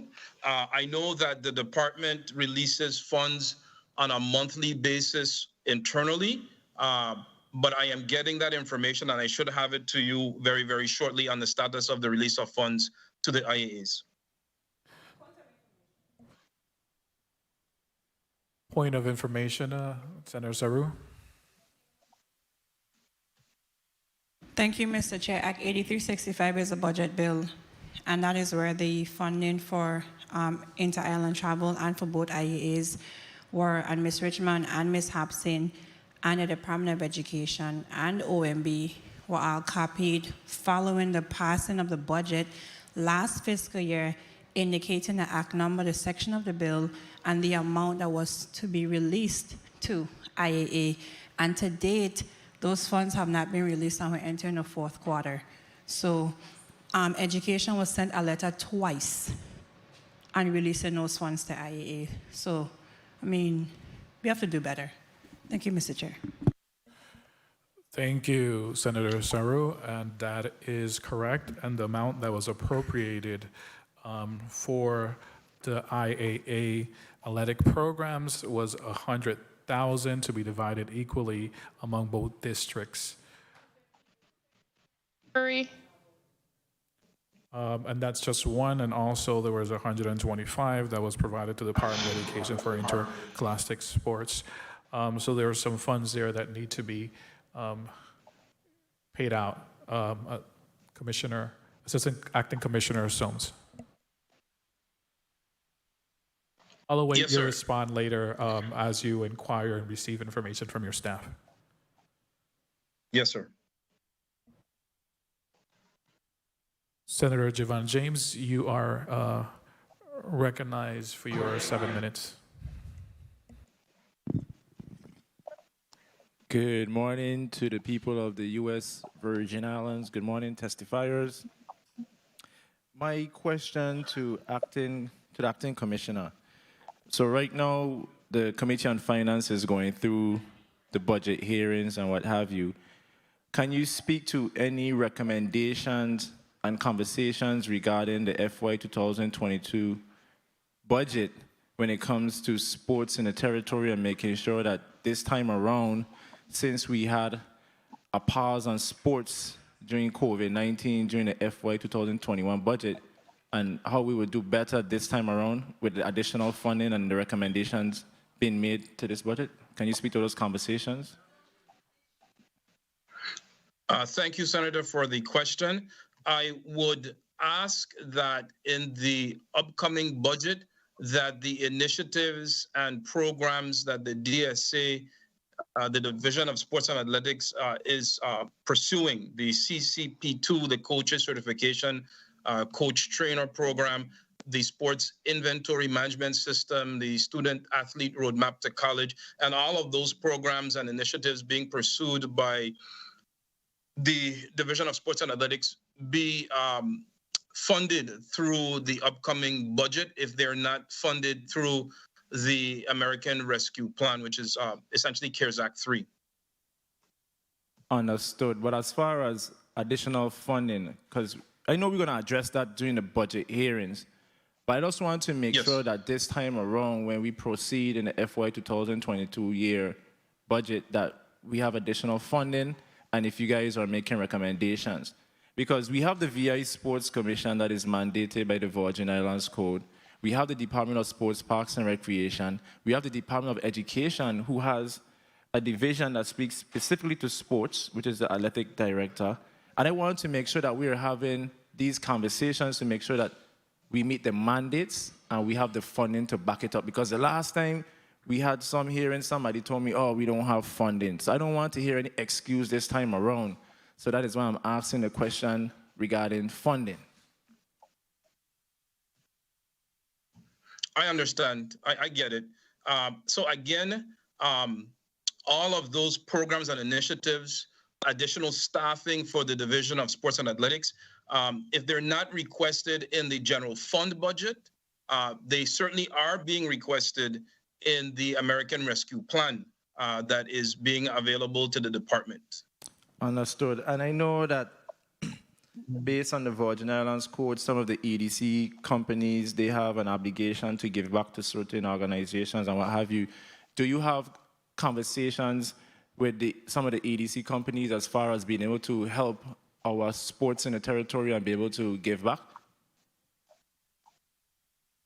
No, I haven't had conversations, but I believe the commissioner has had conversations with various companies to provide funding for activities within the department. If I'm not mistaken, an EDC company had donated funding for equipment, sporting equipment. That funding was donated to the Community Foundation, and then the department was able to access that funding in 2018 to buy equipment. So I don't have those conversations, but again, I know that the commissioner has had conversations in general with EDC companies and others to get donations for the department. Because I am tired of hearing that we need funding, and sometimes we find funding for some of the most ridiculous things in the territory.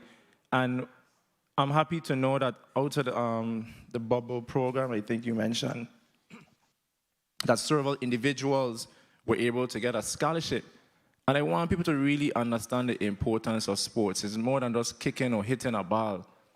If you can do something that you love and at the same time have that love or hobby pay for your education, that's very good. And I want to know from Mr. Calendar, I know that last time he went on bad with me when I asked him about the Virgin Islands Sports Commission, but can you speak to some of the dialogues that the Department of Education has when it comes to working hand in hand with the Virgin Islands Sports Commission?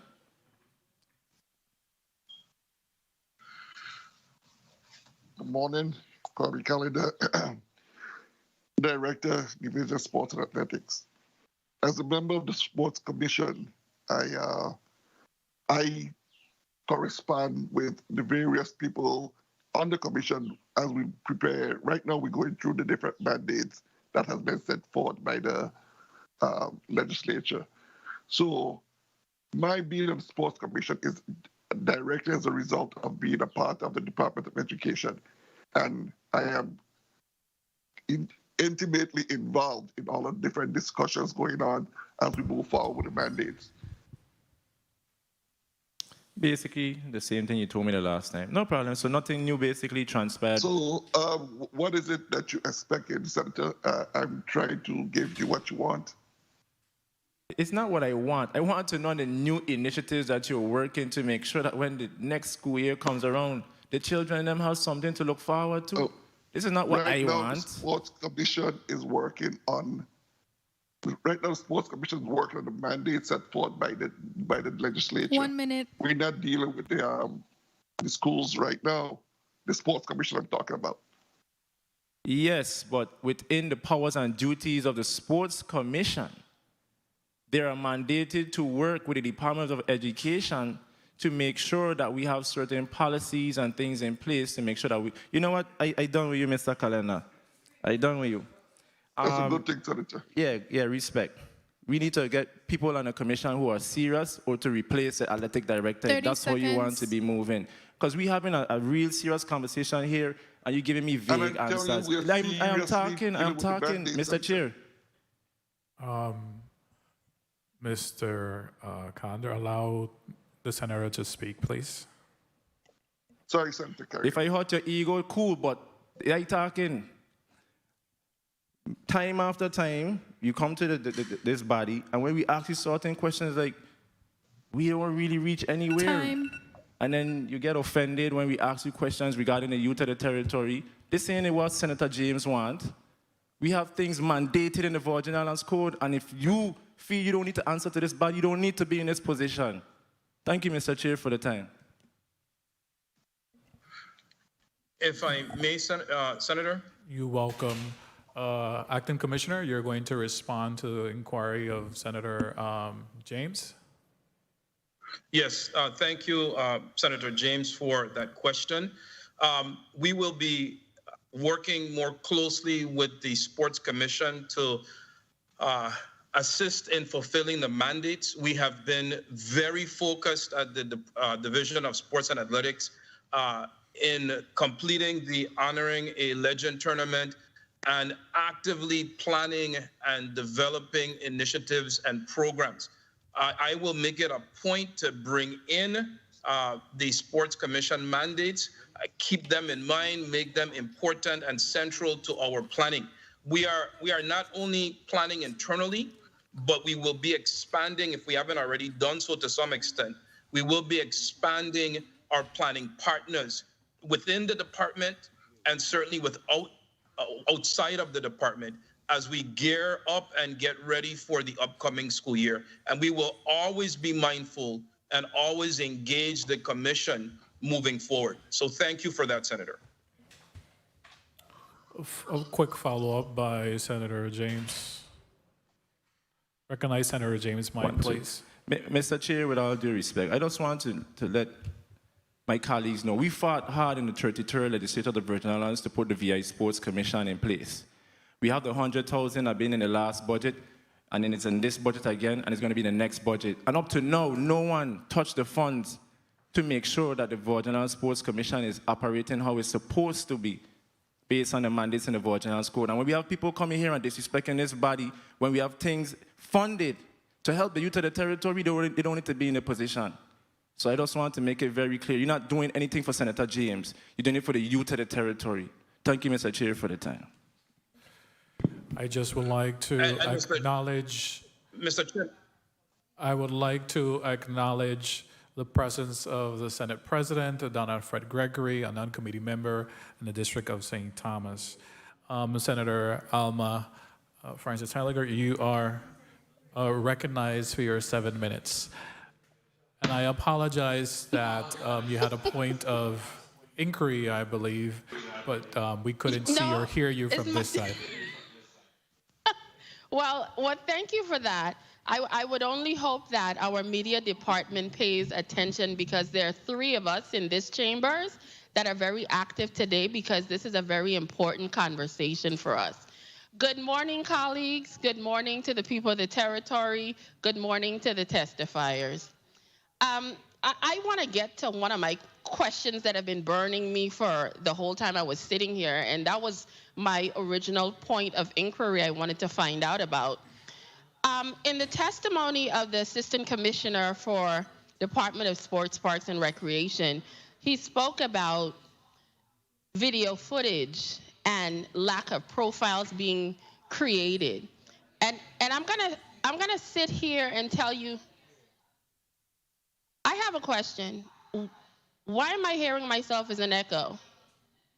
It's very distracting. Could somebody hold my time?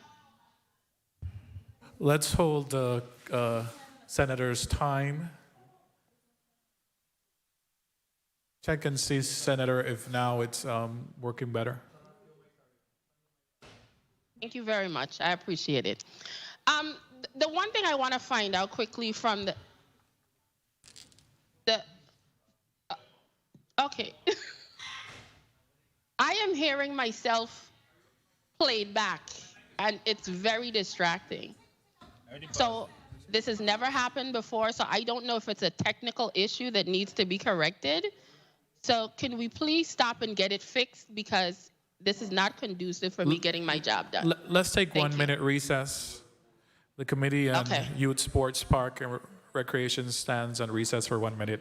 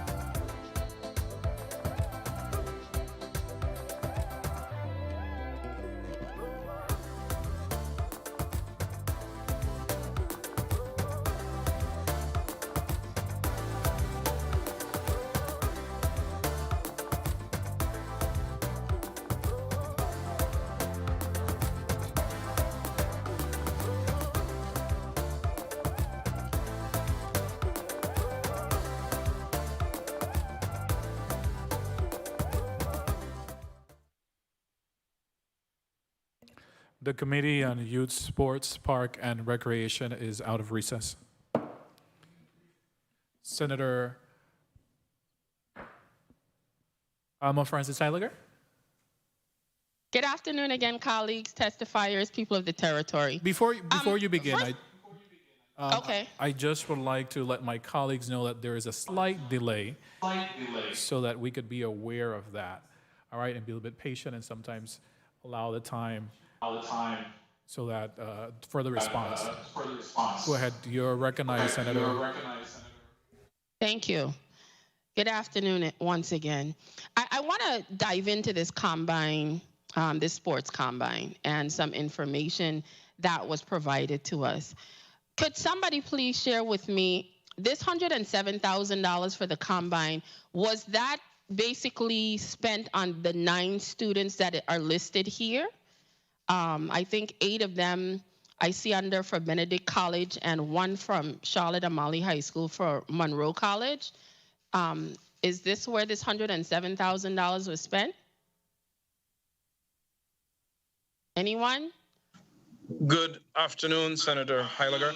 The $107,000 and the $107,307.48 that was spent on all of the necessary items for the combine. It was not spent on the 9 students that got scholarships, but for the entirety of this program, this is the total cost. So all 78 students that participated, this is what that money was spent on, the participation of the 78 students in the combine. Listen to me, sir, I have a lot of questions. So we're gonna have to stick to just quick answers today because I have like 50 questions because y'all have my, you came in peace, but I'm trying to get a peace of mind, okay? And I'm trying to figure out if we're doing what is in the best interest of the children of this territory. So we're going to have to try to give me some quicker answers. How many children were able to participate in the combine? Per the testimony, 78, Senator. Okay, 78 students total. I also would like to know quickly, you said in this amount that $4,950 were spent for video footage and live streaming, but yet in the testimony we received from the Assistant Commissioner of Department of Sports, Parks, and Rec, he said that they didn't even get enough footage to be able to create viable profiles for some of these students. Now, I was very, very taken back and a little bit upset about that because the purpose of sport combines, a lot of them is not only for drilling, but to also to gather this footage that some of these students could utilize that footage in order to help them to get scholarships. So why did we spend almost $5,000 with a company that didn't even understand the process of getting profiles, collecting the data and information of these profiles so that they could create profiles that could potentially benefit some of these children? I almost feel like this was a waste of money. Explain to me what happened there. Good afternoon, Vincent Roberts, Assistant Commissioner, St. Thomas St. John District. One of the issues, Senator, was that some of the footage that was taken could not be used because of the conditioning of the athletes. So it's not all the footage that was taken you would want to present to a coach. So that happened right off the bat. Secondly, the money that was you spent hired.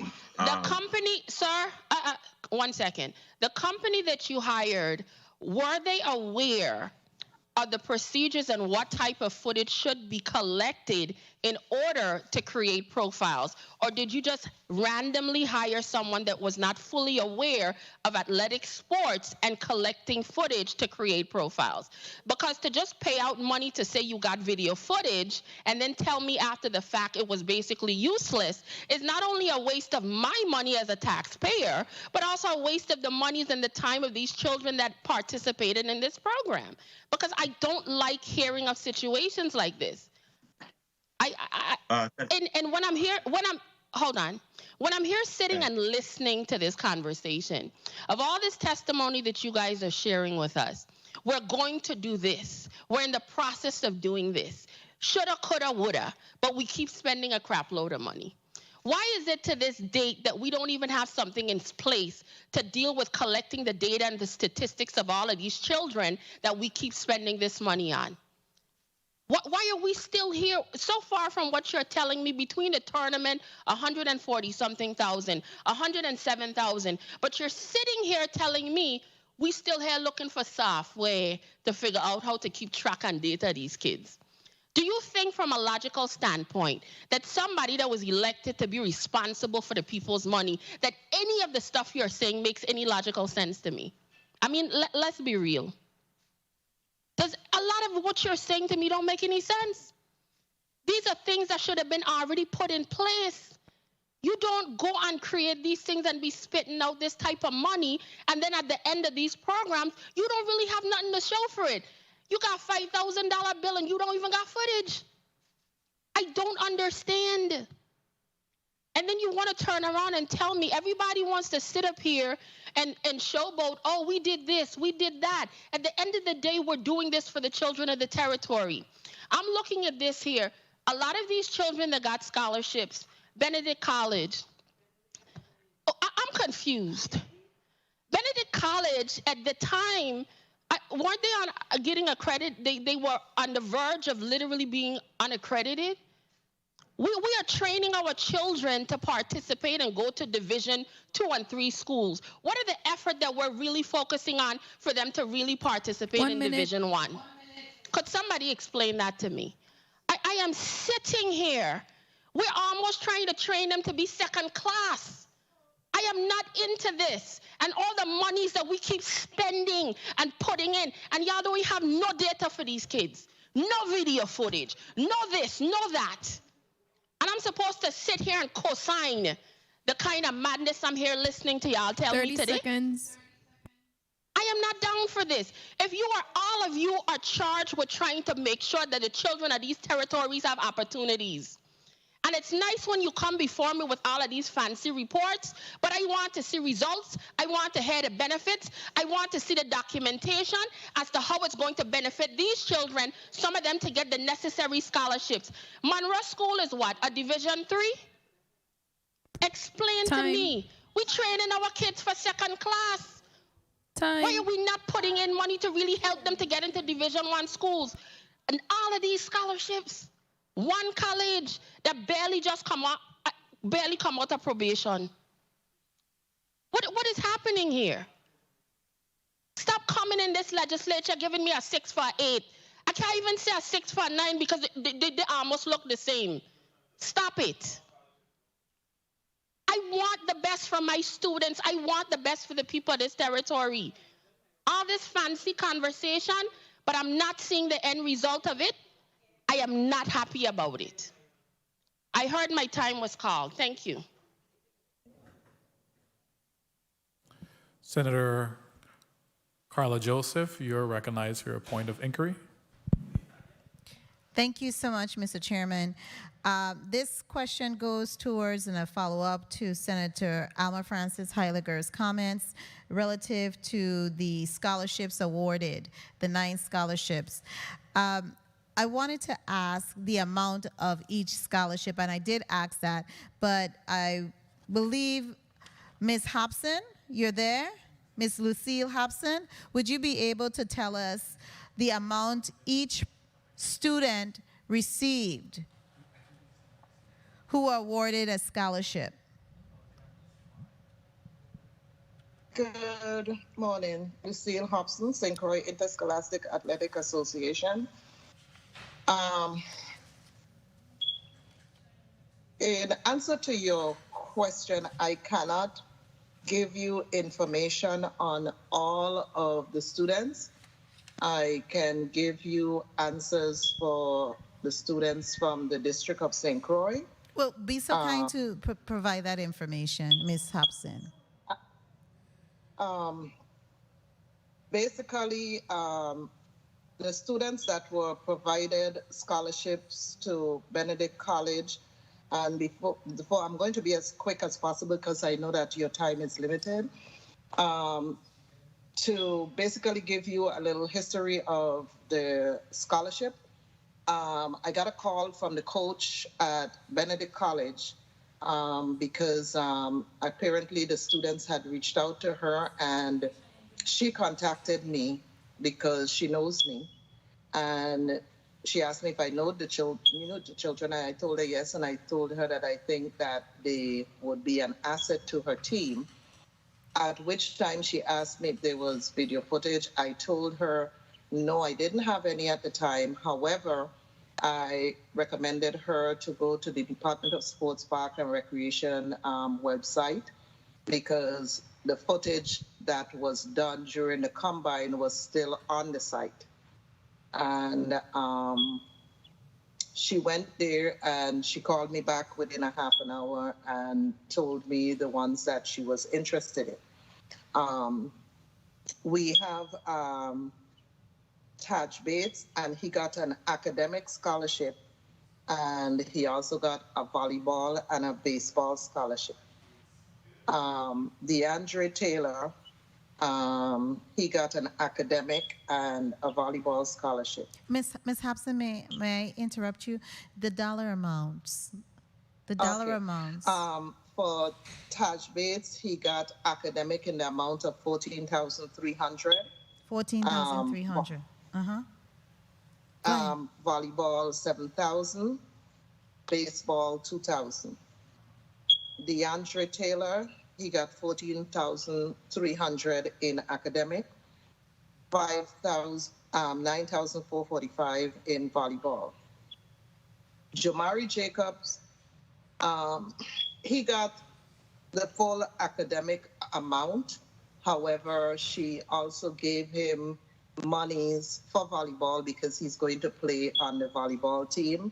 So he didn't actually need the volleyball scholarship. He was going to pay, but she still decided to give him some monies toward it. Just Sweeney, he got $12,000 for volleyball and $11,495.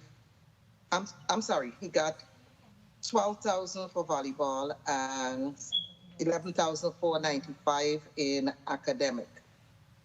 I don't know if I missed anybody. Okay, Shalissa Simmons. I'm not seeing her figures here. And Gerson Vidal. I'm not seeing his figures either. He got academic and baseball. And then there's Tiana Lake from the Educational Complex. She got volleyball and softball. And her figures, I don't have here in front of me. I can forward you the full information at a later date if you would like me to. Yes. For those three individuals. Yes, I had asked this question, and based on the reports, we were under the impression that the Department of Education, because they have it in their report that these were the scholarship, that they were the actual catalyst for getting these scholarships. But it is, and that's why I'm asking you for the clarification. You and your relationship with these college were able to advocate for our young people to get these scholarships and get these scholarships for them, because you gave us the background, Ms. Hobson. You said the lady from Benedict College reached out to you and they saw some of the footage that was still on top of the website, and they used that actually to identify the students that they were awarding the scholarship to. Yes, Senator, you're correct, but without the footage from the Department of Sports, Park and Recreation website, we wouldn't have been able to, get these children the scholarships, because if it wasn't on the website, they would not have been able to see the children and they would not have been able to get those scholarships. Little is much little. It may be a little bit, but something was done. And I really want to commend you, as well as Sports, Parks, and Recreation. Education, Mr. Somman, this is not good. This is not good. Our children is a priority. That's where it's at, our young people. Thank you so much, Mr. Chair, for the leeway. Yeah, that was a long leeway, but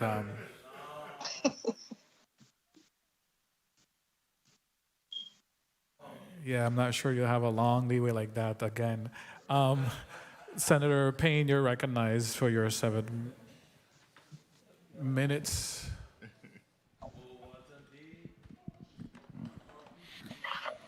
Thank you for the time, Mr. Chair. Good afternoon to the listening of your audience. Good afternoon, testifiers. Looking for Assistant Commissioner, Acting Commissioner Soames, and also Ms. Richmond. For my own edification, exactly what do our students receive relative to athletic insurance, and what's the cap if a child is seriously injured? What's the cap? Yeah, I'll start with Assistant Commissioner Soames, and then Ms. Richmond, you can follow up. Thank you, Senator Payne. Based on the current agreement with the department's insurer, accidental death is $10,000. Dismemberment, site accidental medical expense reimbursement is $20,000, and the aggregate limit is a total of $50,000, based on the information that we have with our current school insurance provider. I do apologize, but could you repeat, because you had frozen for a while. Could you repeat the numbers again, please? So based on our relationship with our current student insurance provider, the benefits and limits are as follows. Accidental death is $10,000. Dismemberment, sight, hearing, and speech is $20,000. Accident medical expense reimbursement is $20,000, and the aggregate limit is a total of $50,000.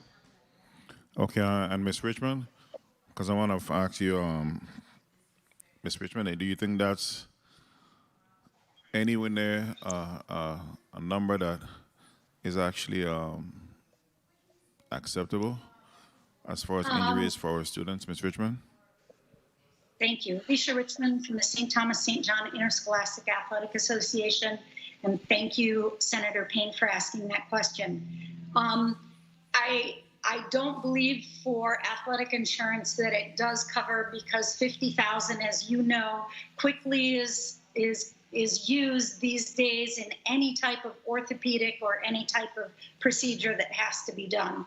And let me also, I want to make one statement clear. The IAAs, we work with also not only the public schools, but the private and parochial schools.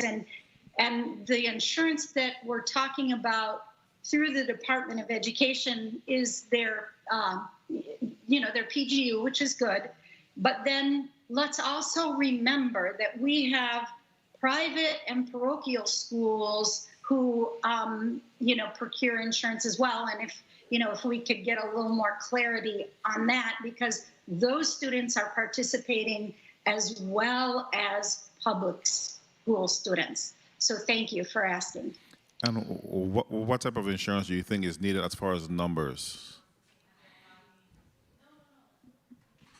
I really, right now, when you look at catastrophic injuries, you can't look less than a catastrophic injury these days will take a child, completely out for all of their years, and that you're talking at least $1 million and going on beyond that, and that's the reason why I highly suggest Dissinger and Reed and using them, because That's all they do is student athletic insurance. And they would be able to look at our circumstances here and be able to pull the real number. And I know from being at Sprouse School for so many years and having students who got injured and then having to deal with the student insurance, it didn't always flow very easily. So, it's just been a concern of mine. And so I make it, I'm looking forward to working together with everyone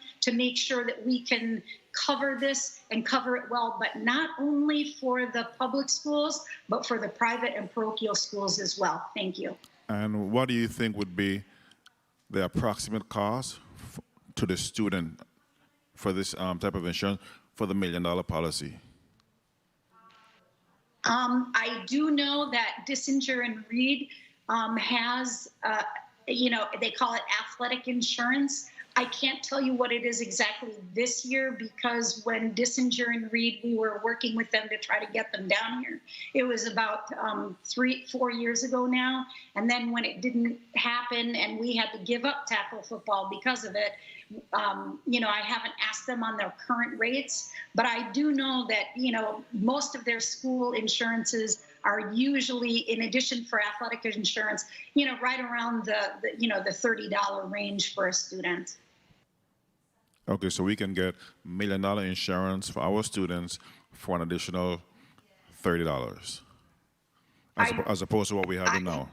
Yeah, I would like to say that is true. I'm not certain I can't be held accountable for what they are now because I haven't looked in the last few days. But now that someone is hearing what I've been saying, we'll be able to look at it and move forward. And could you do me a favor? In the next meetings that you're supposed to have with the insurance providers, could you include the chair and myself so we can be abreast as to what is going on relative to our children in athletics to insurance?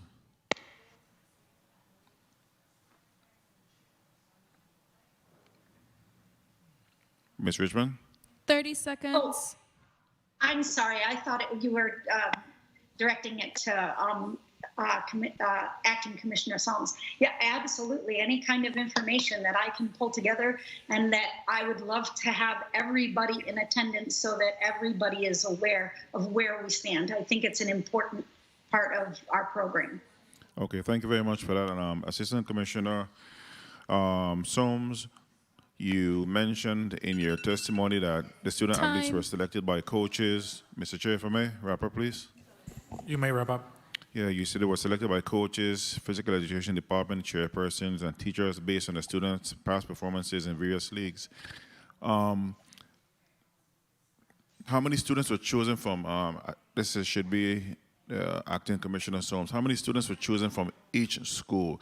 Because, I have to represent the Big Island of St. John, and I don't see any students from Udorican or St. John anywhere in the list. So I want to know if you had 19 students from each high school that were chosen to be in this program. Assistant Commissioner Solms. Thank you, Senator Payne. I'm going to refer that question to Director Callender because he worked intimately with Sports Parks and Recreation and others in the selection. Director Callender? Good afternoon. Kirby Callender, Director, Division of Sports and Athletics. There were no criteria relative to the amount of students per school, per island. The coaches made the selections based on who they know were good players or who they knew could meet the muster, so to speak. The fact that nobody came from Udorican or St. John, that may be just a situation for now, but we can say that there were kids from the various parochial schools, private schools, as well as the public school system. So it's not just we're looking to get X amount from this school, X amount from that school. It was just who the coaches thought were players that they can work with that were good enough, so to speak.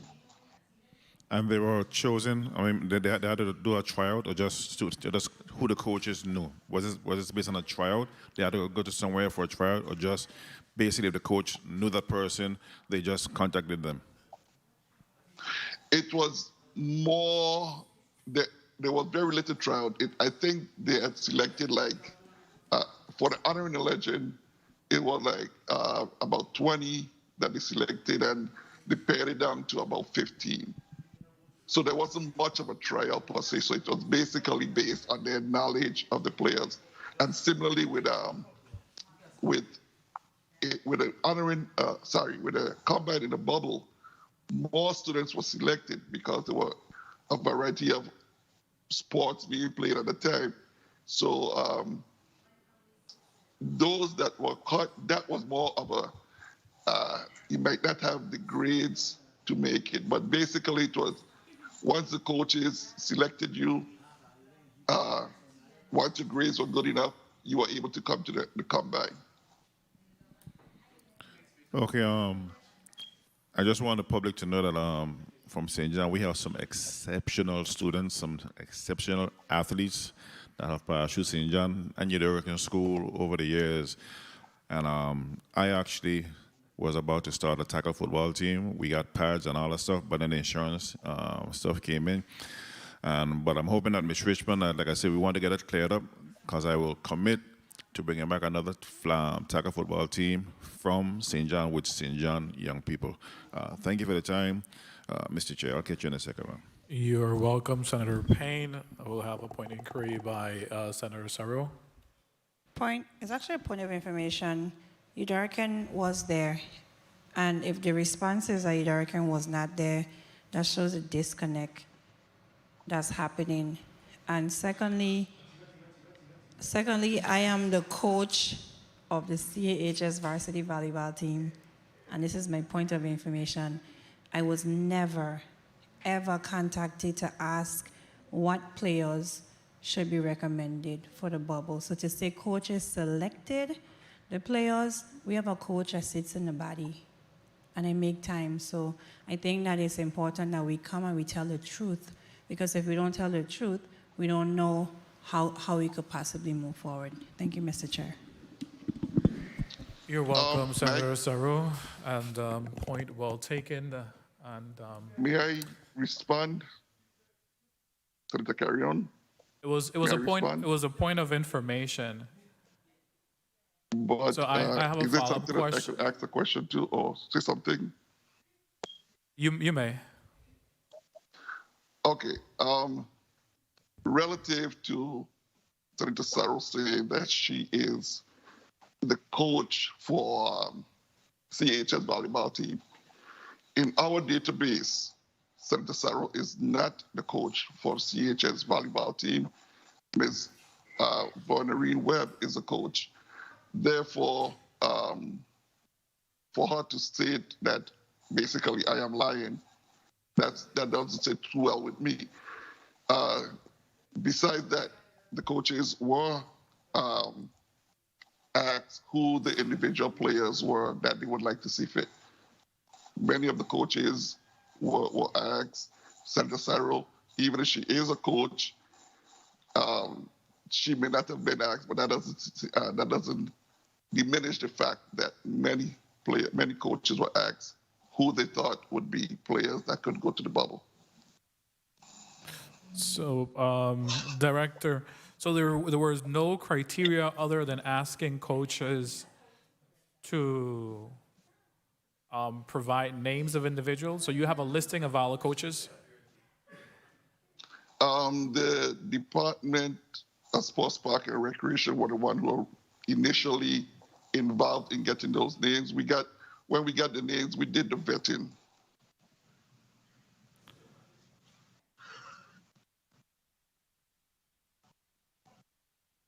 Senator Saru, you have your point of information.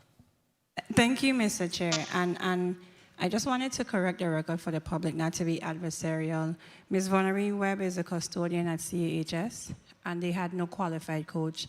at the time, and we know the AFT rules where the person from the AFT for payment, there's this convoluted contract process of how they choose coaches. And I made the agreement with the school that I will donate my time. I don't want a stipend because I make enough money. This is volunteer work. And we worked with the students year in, year out. We were able to procure uniforms for them year in, year out. You look at the games, you look at the pictures. I sign on as a coach, but for payment purposes, the custodian that worked with me, that helped, that brought water, dissolved the stipend instead. That is why she's listed as a coach for CAHS. But that person on the list never wrote a lineup and does not have the volleyball acumen that I had. And I came back and I donated my time to my alma mater. To sit here and play semantics this afternoon cannot work, Mr. Chair. Thank you.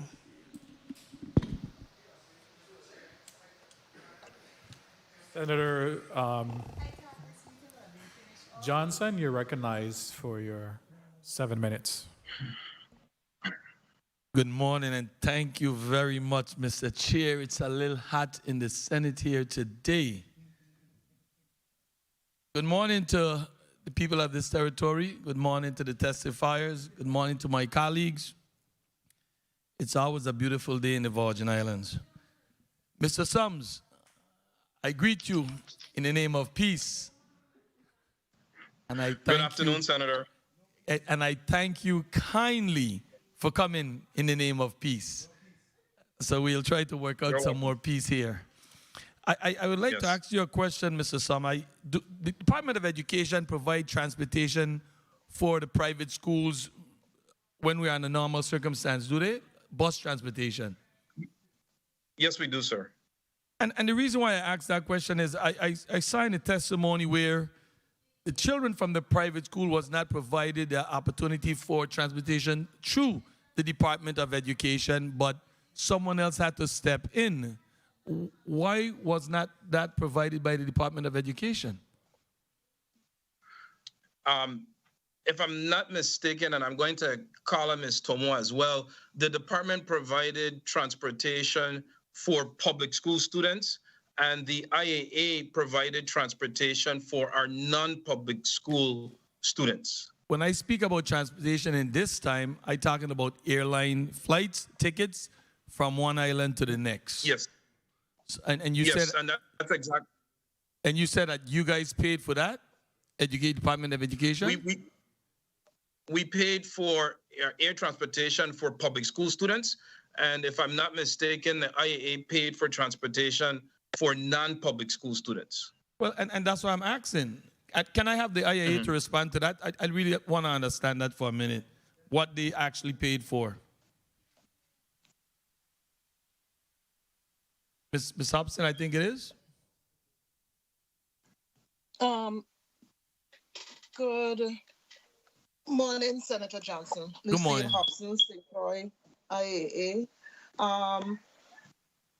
The St. Croix IAA provided tickets for the private school athletes that were participating in the bubble, along with some students that had the potential to obtain scholarships, but they had graduated in the year that the pandemic started.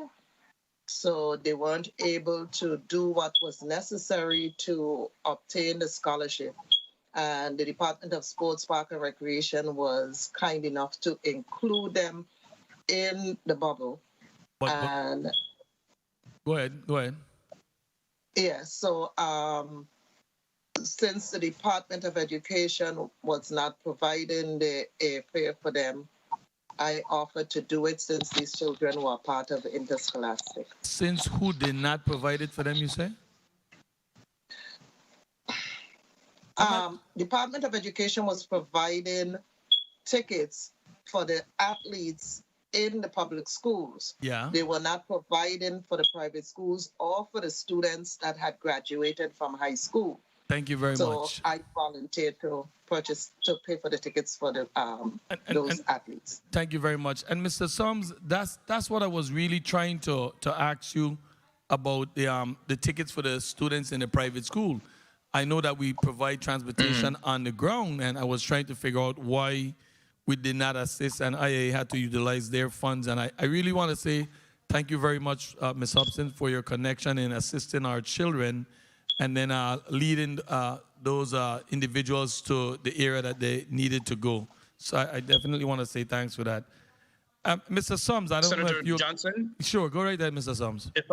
If I can have Ms. Tomo speak to that, it may have something to do with the wording of the legislation. So if you will permit me to have Ms. Tomo address that. Ms. Tomo? Please. Good afternoon, Ms. Toma, Bernal and Toma Program Assistant, St. Thomas St. John. From coming on to this position, when you use the bulk tickets from the money, that money is just for the public schools. We would love to help to assist the private school, the parochial school, but we cannot through the bill, the legislature bill, that is only for the public schools. So at this time, that's how it has been. So with the Bubble Combine, that's how IAA stepped in. And for the honoring of the legends, we partner with our sister Sports Park and Recreation to assist with the private school to be affiliated. But we are not, at this present time, we are not able to use the tickets for the private schools. Thank you very much for that clarification. Mr. Sums, I think this question might be for you or possibly for Parks. How come track and field athletics was not involved in the bubble, in that combined bubble? I would defer to the Department of Sports, Parks, and Recreation, sir. Good afternoon, Renee Hansen, Assistant Commissioner, Sports Park Recreation, St. Croix. Initially, track and field was invited to the table. If I'm not mistaken, I believe track and field had a plan to start maybe cross country. Something was coming up where it seemed like they opted out, but they were initially part of the sports that were included. I cannot recollect exactly why they did not enter, but they were invited. Whilst I have you there, Ms. Hansen, other than the combine and the bubble, do you guys have any other athletic development programs in the making for the students in the near future? Oh, yes. We have several programs upcoming. Right now, we're about to launch our summer programs, which will be for 6 weeks. But we have an RBI program where we're on the planning stages. We're registering children in softball and baseball to participate in the RBI program. And then there's a slew of programs that will be launched come August, September in multiple areas. So stay tuned. Thank you very much. I'm glad to see that I have some smile on the testifiers at this moment because it was a little tense for a moment there. I just have one more question, if I may, Mr. Chair. You may wrap up. Definitely. Ms. Richmond, I would like for you to pretty much give me an explanation as to why you were not involved in partaking in the combine and the honoring the legend. The question was asked, but not for you to answer. So if you may, I would like to hear your side of the story. Thank you. Lisa Richmond with the St. Thomas St. John Interscholastic Athletic Association. At the time that the first meeting came together, our president was Shane DeGans. And at that time, Shane DeGans was pulling together the program and putting things together. Mr. DeGans left Island. And then through him leaving the island, it gave us, since we're a volunteer organization, we had to bring our vice president up to our president. And then we had a lot of internal things that were going on. And I do know, and I want to say that they reached out to Mr. Mark Daniel, who is always a name that is wonderfully associated with the St. Thomas St. John Interscholastic Athletic Association. We love the fact that we have him as part of our organization, and he has spoken on many times. I do know that Sports Park and Rec reached out to Mr. Daniel and asked him for who he thought might be people that might be students, that might want to be in the bubble. So I don't want you to think that we weren't involved in the inception. We were, but because of Mr. DeGans and leaving Island with his family for, personal reasons, then we went through a transitional period, which made it, just a little bit difficult to make all those transactions happen. As you heard Sports Park and Rec testify, it was a 6-week period.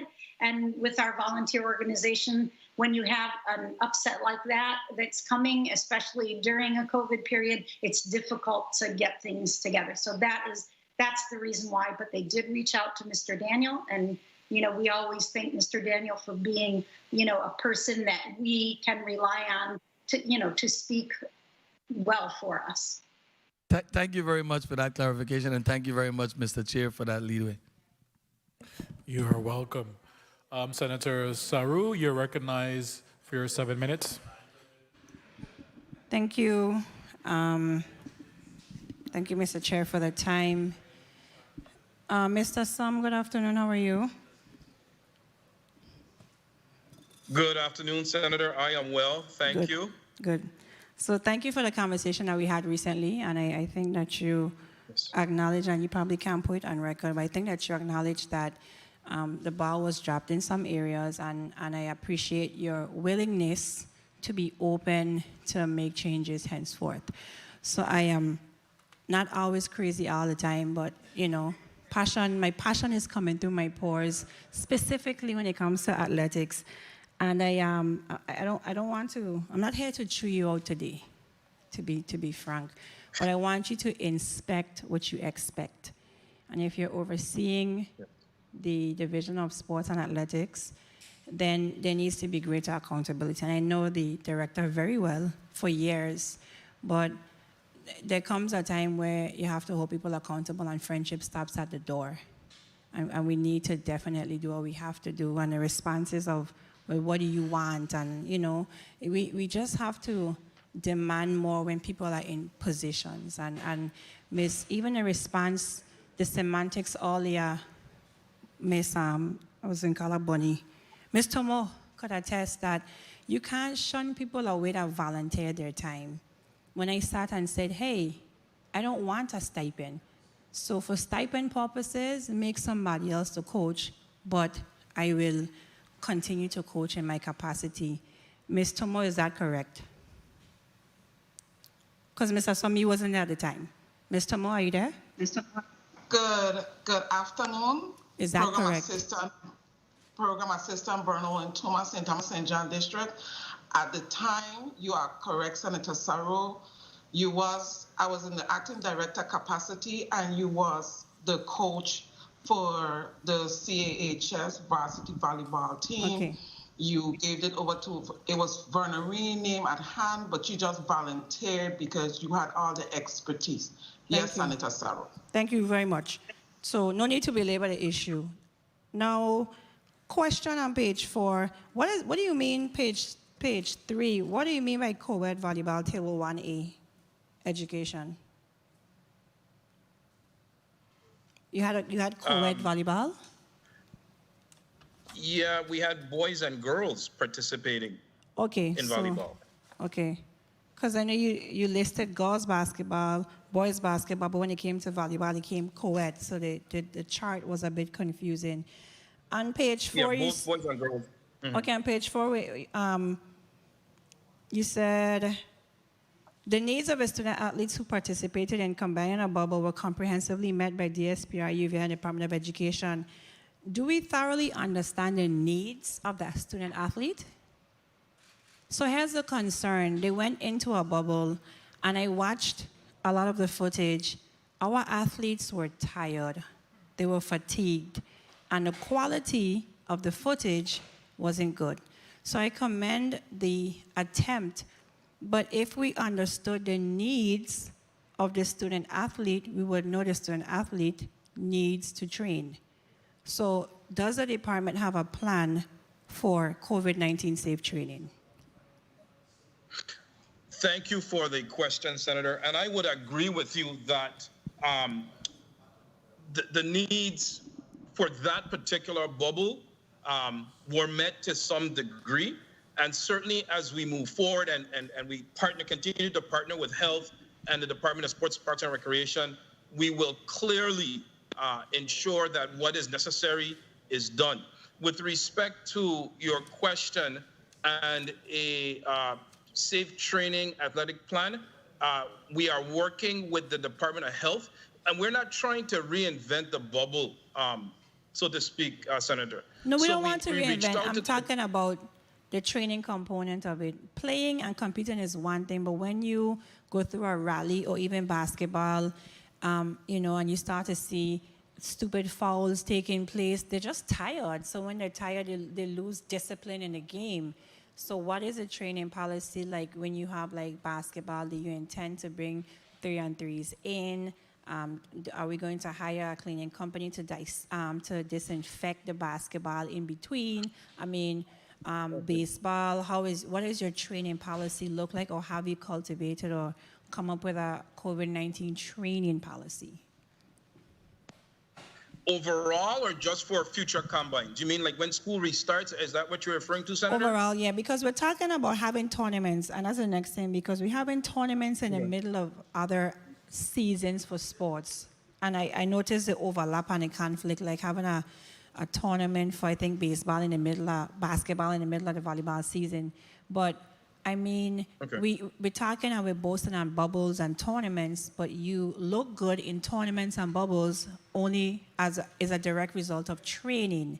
So I don't know if you understand the training component. What is a training policy, COVID-19? Have you? So go ahead. So as we begin to ramp up and prepare for the upcoming school year, the Division of Sports and Athletics is developing a policy, and we're working with Health on this policy. 1 minute. And as I was saying, there is no need for us to reinvent the bubble. Our sister agency, Sports, Park, and Recreation, has a policy that speaks to training. So we are looking at that policy, working with the Department of Health specifically to modify, if you will, and adapt that policy for education as school reopens for the 2021-2022 school year. Okay, we Mr. hope Sum. to complete this process by July 15th. 30 seconds. Mr. Sum, no, I hear you, right? And you and I, we're going to work together. But you had a response that you're working on it and that you're going to work with SPR. And I'm going back to accountability again. You have had an athletic director sitting in that position for about 2 years. Do you not think that should have already been done by your staff?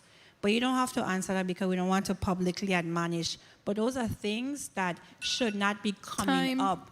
But he should have given you a draft and said, we met at these 5 times. This is the final something.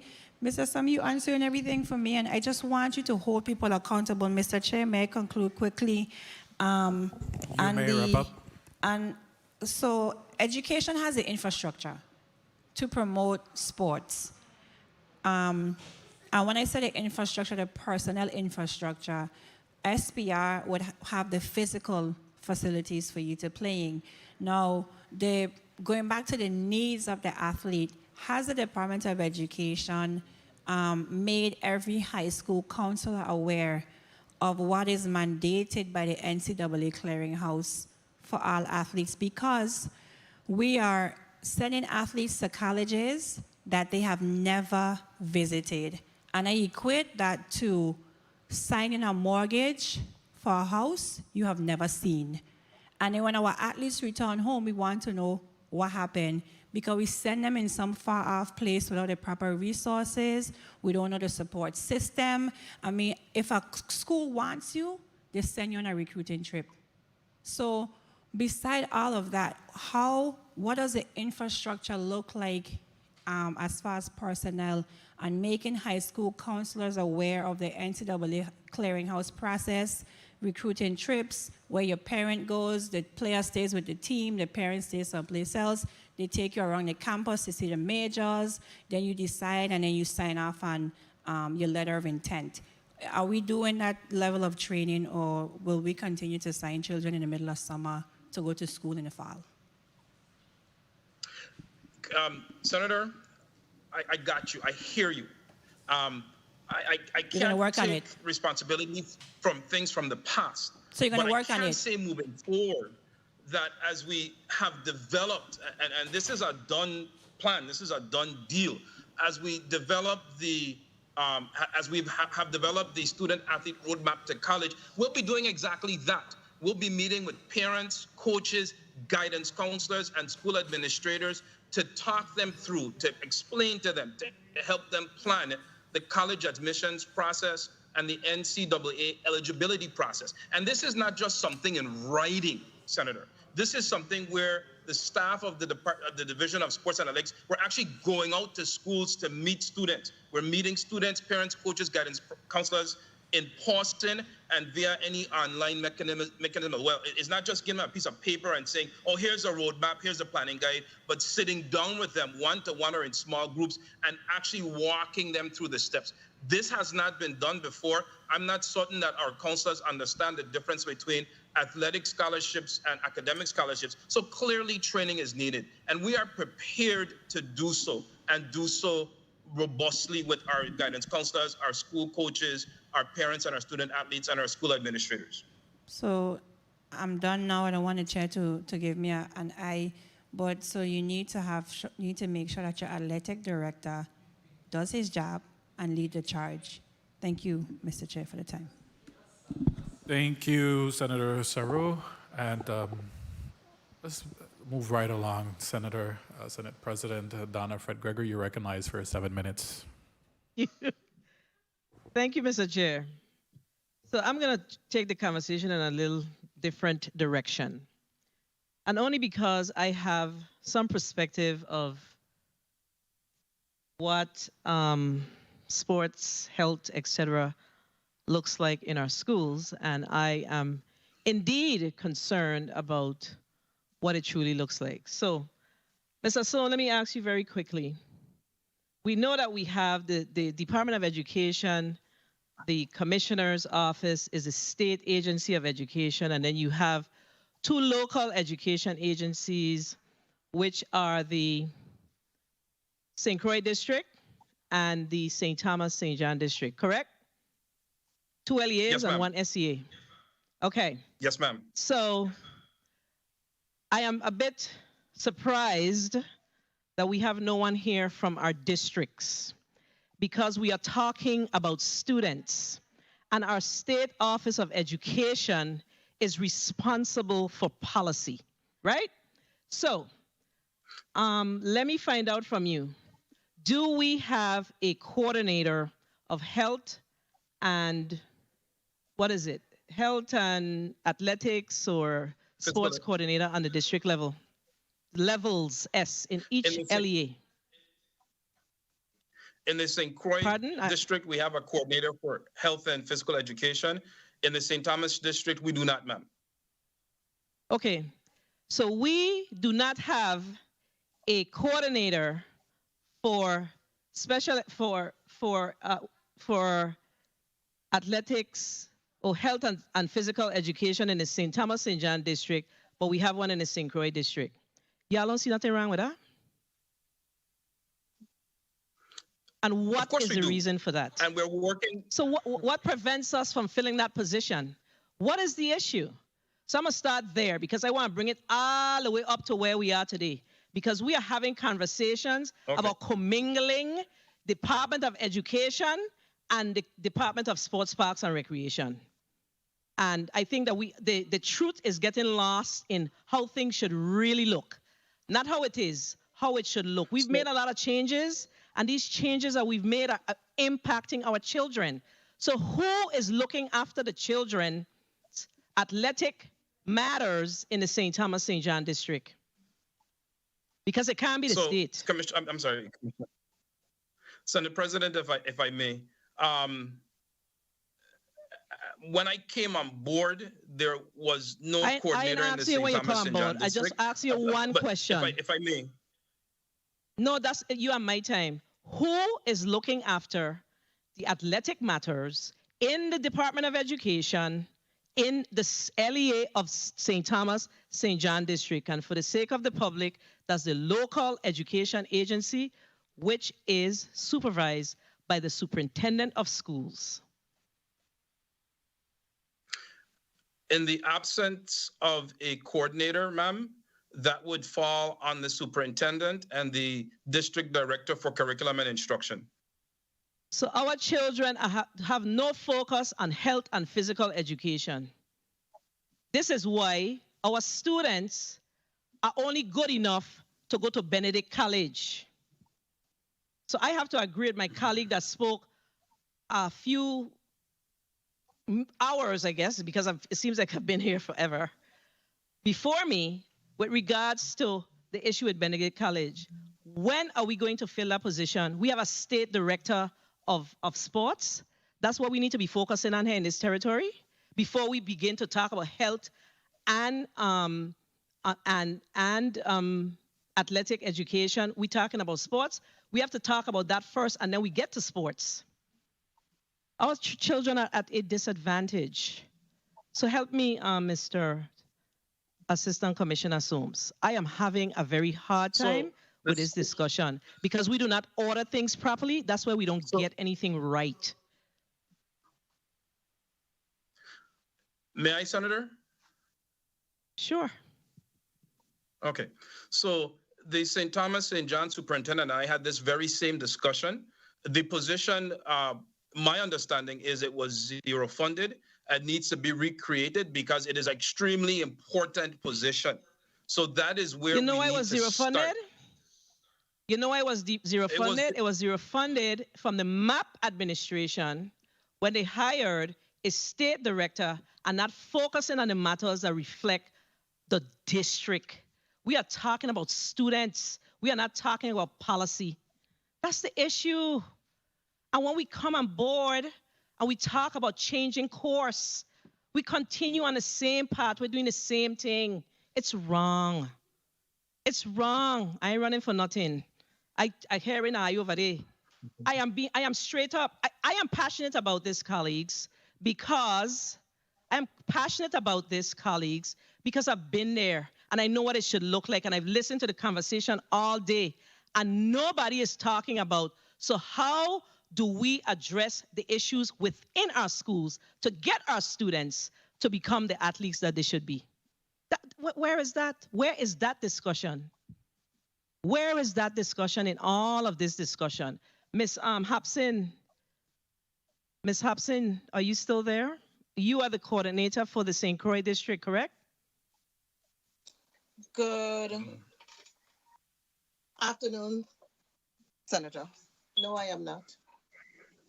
Who's the coordinator? Are you the coordinator no more? No, I am a Who's the retired coordinator? person. The coordinator is Miss Ophelia Williams Jackson.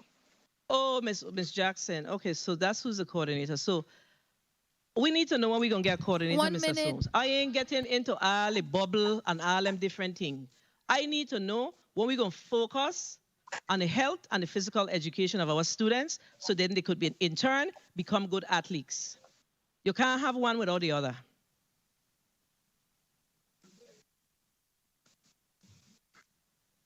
Mr. Soames, Hello? you're here with us? You're frozen. Oh, I'm frozen. 30 seconds. Can you repeat, But you Senator? can hear me? I can hear you now. Huh? I wasn't hearing you Yeah, I a few was seconds asking. ago. So when are we going to make a commitment to right this wrong that's happening in this district to the students in this district? Because, you know, a few months ago in the 33rd legislature, we had to fight for a special education director on the district level. And I am tired of fighting for positions that belong to the district. Time. So the students can get the services that they need. We shouldn't be having this discussion. You all should be the ones passionate about that. So when? I know that the superintendent, and we are passionate about this, Senator. We are very passionate about this. At the end of the day, student achievement is the most important thing that we do. The superintendent is working to recreate the position so that we can have it filled as soon as possible. I cannot give you a specific timeline because you are well aware. When you come down for your budget, when you come down for your budget hearing, make sure it's created. When you come down for your budget hearing, make sure it is in fact created, because education is one of the entities that do not have to go through the division of personnel to create positions. And I know that the position was deleted in a previous administration to create some state office position, which is wrong. So we're sitting here asking the state director why this and this ain't happening. He has no one to support him in the district. And this is why the St. Thomas St. John district students are getting left behind. They're getting left behind. And I am here to report to you, Assistant Commissioner Soam, that your responsibility as the Assistant Commissioner is not only to one district, it is a responsibility to the territory. So we need to address this. Okay, so all of this other stuff. And I clearly understand that, Senator. Yeah, let me finish. Let me finish. I know that my time has been called, so I need to wrap up. We talk about footage. We talk about all kind of things here today. All kind of things, except what matters. What matters? We need to start it from the right place, okay?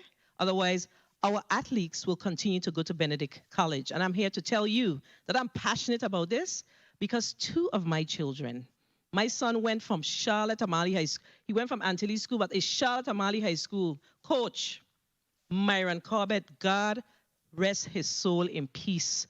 But for him, okay, my son got a 5-year scholarship to a Division I college in New York and played Division I ball.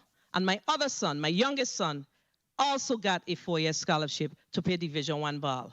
So we could do better than this, and not to no little school. I had people that came here from, gosh, I forgot the name of it, St. Joseph's College, St. Joseph University in Philadelphia, to watch my son and the other students that were here. Well, we can't have that. We have to have people from Benedict coming to watch our children? No, we got to do better than this, and we feel that it's okay. And then you have the information for one district in the report. No, we got to do better than this, okay?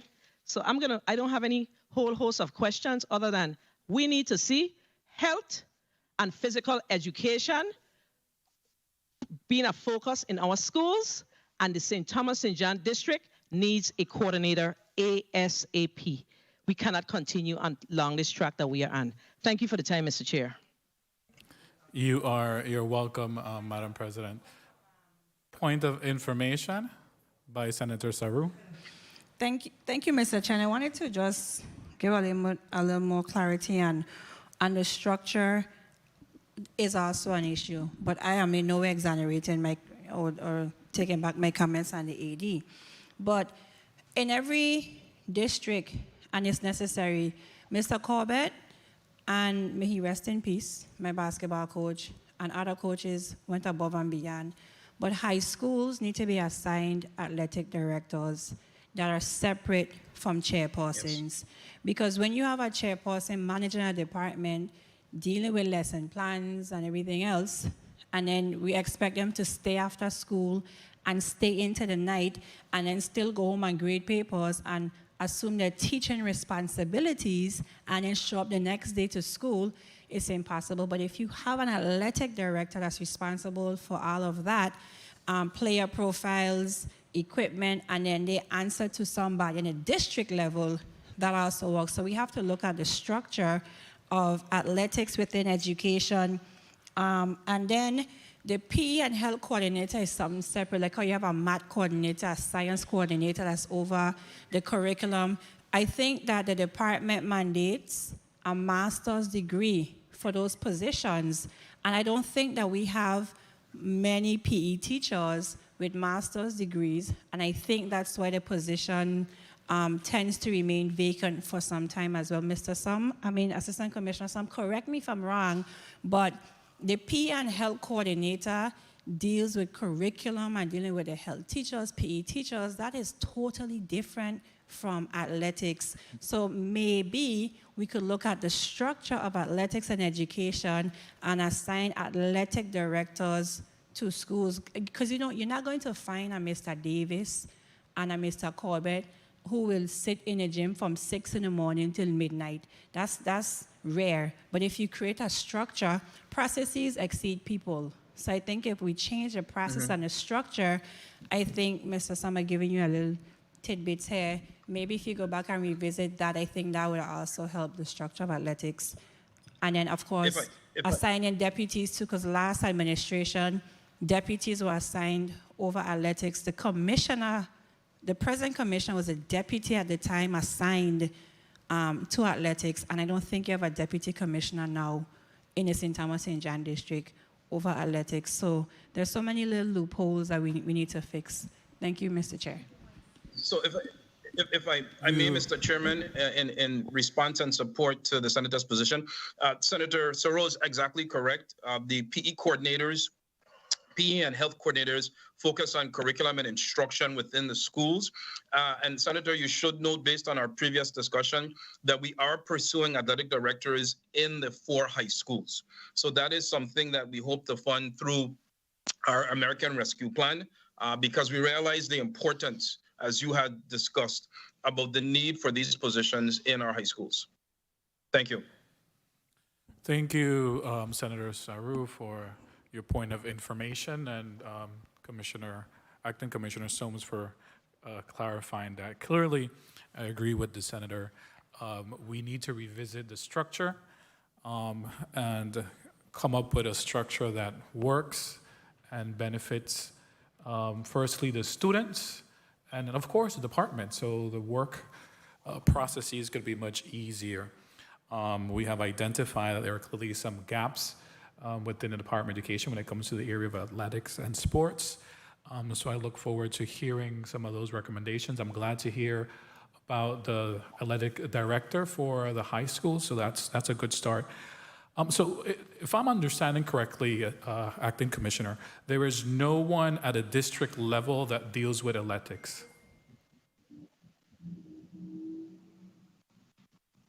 No. Okay. Individual schools deal with athletics coaches, but there's no singular person at any of the districts that deals with athletics. But even in the individual schools, I understand, and Madam Clerk, you could put my time on. Even in the schools, there seems to be some gaps within the schools. Who certifies or selects the coaches for the schools? I'm going to have Director Callender respond to that. Director Callender.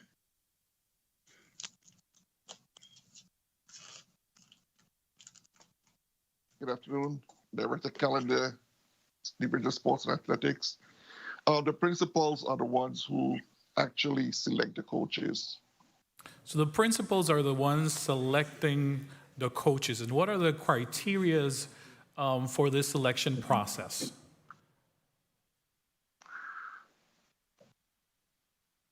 Based on what I met in place when I came on board,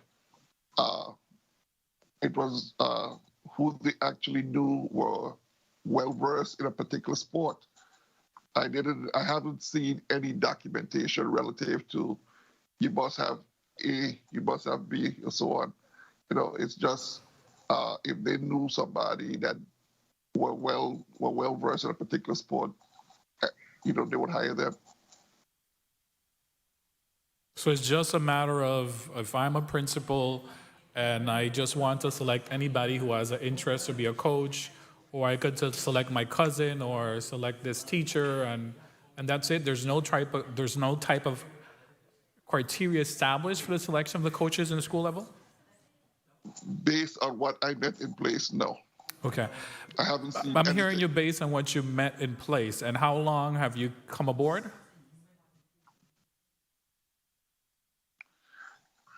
About 20 months now.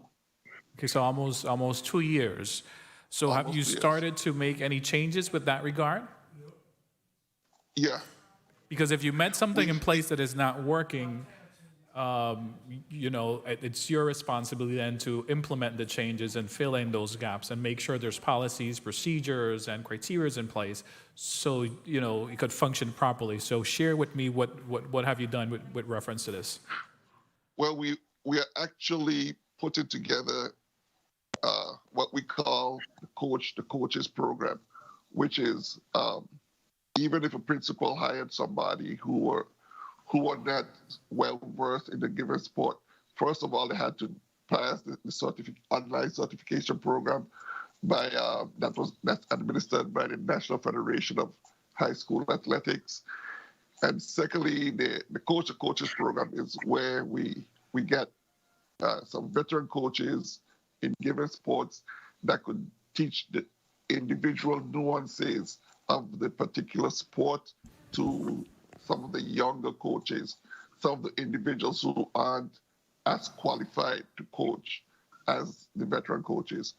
So the idea is to ensure that all of the coaches have the knowledge to teach our students.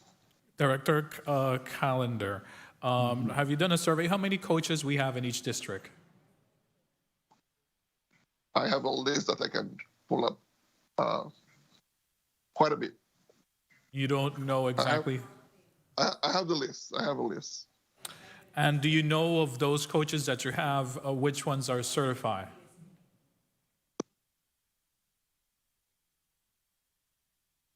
We have the list of certified coaches, yes. Okay. So you're aware which ones are not certified? For you to coach in our system, you have to be certified. You have to be certified. Okay. Acting Commissioner Soames? Yes, sir. Yeah. Do you believe that you need then someone in athletics at the district level within the department?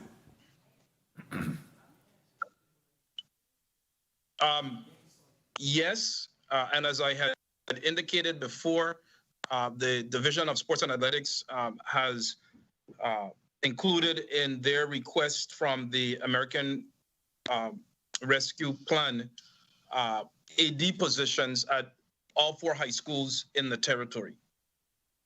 Yes, I heard that, but do you need a coordinator at a district level? Because that's a DA for the high schools. Do you need someone then at a district level? To assist in the coordination, yes. The short answer is yes. Okay. Has that been submitted also, or what's the plan with regards to that? Sir, that is a request that would come from the districts directly. As the Senate President had pointed out, in the past, deputy superintendents, at least in this district, St. Thomas St. John district, were responsible for sports and athletics. So I would respectfully, I would leave that to the superintendents to make that decision and not have the state make that decision for superintendents. I would strongly recommend that they pursue that, but ultimately the decision should be theirs, in all fairness. I hear what you're saying, but at a state level, as a commissioner or the head of the department, if you recognize that at a district level there is a need and there is a gap because of the absence of this position and someone with the training to be able to then really develop and expand the mandate that you have within this area, then that isn't then at the state level then a responsibility to ensure that these positions are filled or created? Yes, the state would assist the districts in creating and filling the position. Okay, but clearly from what we've gathered here so far, we have a gap and we need to really fill these gaps to ensure then Time. because we're doing a disservice to our children by not having the qualified people in these positions and having these positions filled. So I think it's very important that we address this matter at a district level, from what I've been hearing. So, and of course, there's some gaps. I also have some other questions with regards to what you mentioned in your testimony I see that there's a student athlete roadmap to college that was created, or it's in the final planning stage. Do you have a timeline when this will be completed? The planning for the student athlete roadmap to college, that physical document is completed. It is currently being vetted. So we have a physical document that is complete and under review. The next step, once it receives approval, the next step is now to provide training to our staff. And so as school reopens on August the 9th, the professional staff come in the week before. We will meet with all coaches, all PE teachers, the health and physical education coordinator to do exactly that, to discuss the initiatives and programs under the DSA and to provide professional development and training with particular emphasis on the student athlete roadmap to college and the pandemic training policy for school athletes. Okay, Acting Commissioner, that's good. That's moving in the right direction. You're waiting approval from who? Who is vetting what you guys have planned? Who is vetting this guide? Well, the plan will get vetting from several individuals, the leadership team at the department, legal counsel, to make sure that we are in compliance with any federal or local statute or regulation. Definitely vetting from the superintendents, and certainly the final approval will come from the Commissioner of Education. And how long do you think this process of vetting and approval will take? I foresee that this process should be done realistically and practically by the end of this month, sir. Okay. So once it's been approved, this will be implemented when? After training with all of the stakeholders, which would be, coaches, health and physical education teachers, guidance counselors, especially, and school administrators. We plan to do that the week before school reopens for students. Great. Now, with regards to the student athlete tracking system, I understand that you all have begun using the PowerSchool management information system to be able to identify these athletes. Is that correct? Yes, sir. We have within the PowerSchool a special programs function where student athletes can be identified. And if I may, sir, the various school coaches would provide that information to the registrar or systems analysts in their school, who would then input that information onto the PowerSchool system. That's the first step. The next step will then be to use software, and extremely sophisticated software like CyberSports, to begin collecting statistics. So it is a two-step process. One step, the first step in the process already exists, which is the special programs function under PowerSchool. The second step, which will then take us to getting statistics for gameplay, is something that we are working on. But we are now ready to fully implement student athlete identification in PowerSchool. Great. Have you already identified these athletes then? Are they in the system?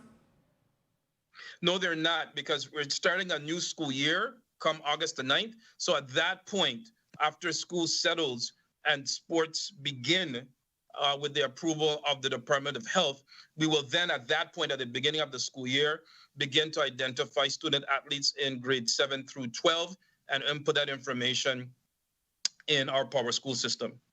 And I understand there's no comprehensive statistical database right now, but you guys are pursuing that software. Have you guys identified the software?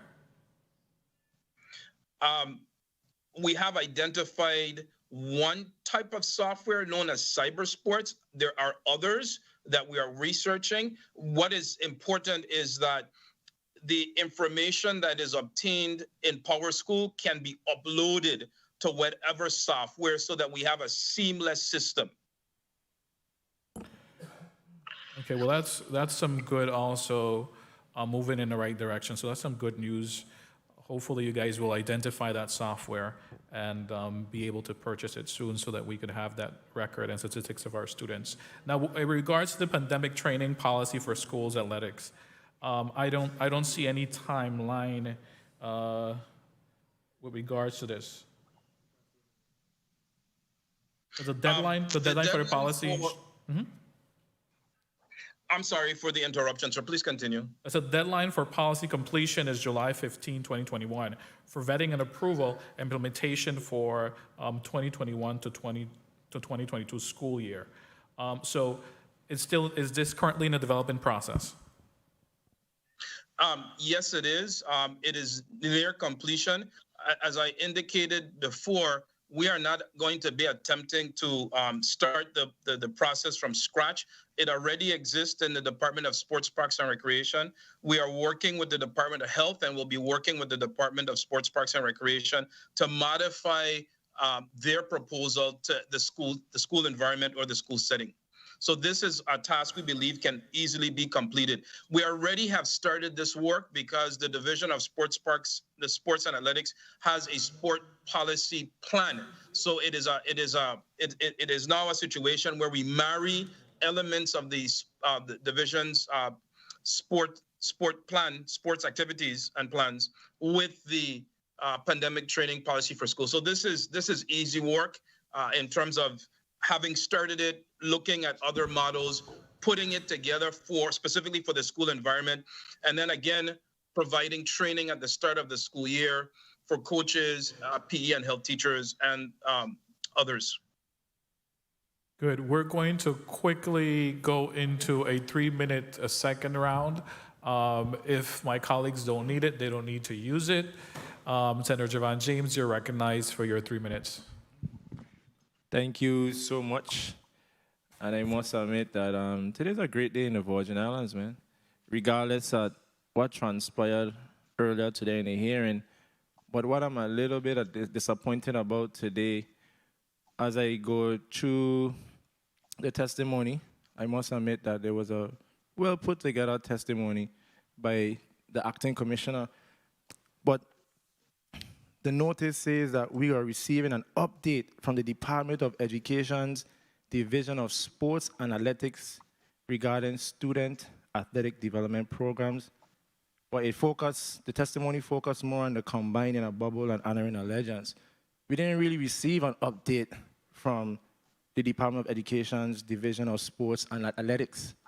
So I really wish that the director came down with a testimony, because from how I'm hearing, it seems like the acting commissioner knows everything and is dealing with everything.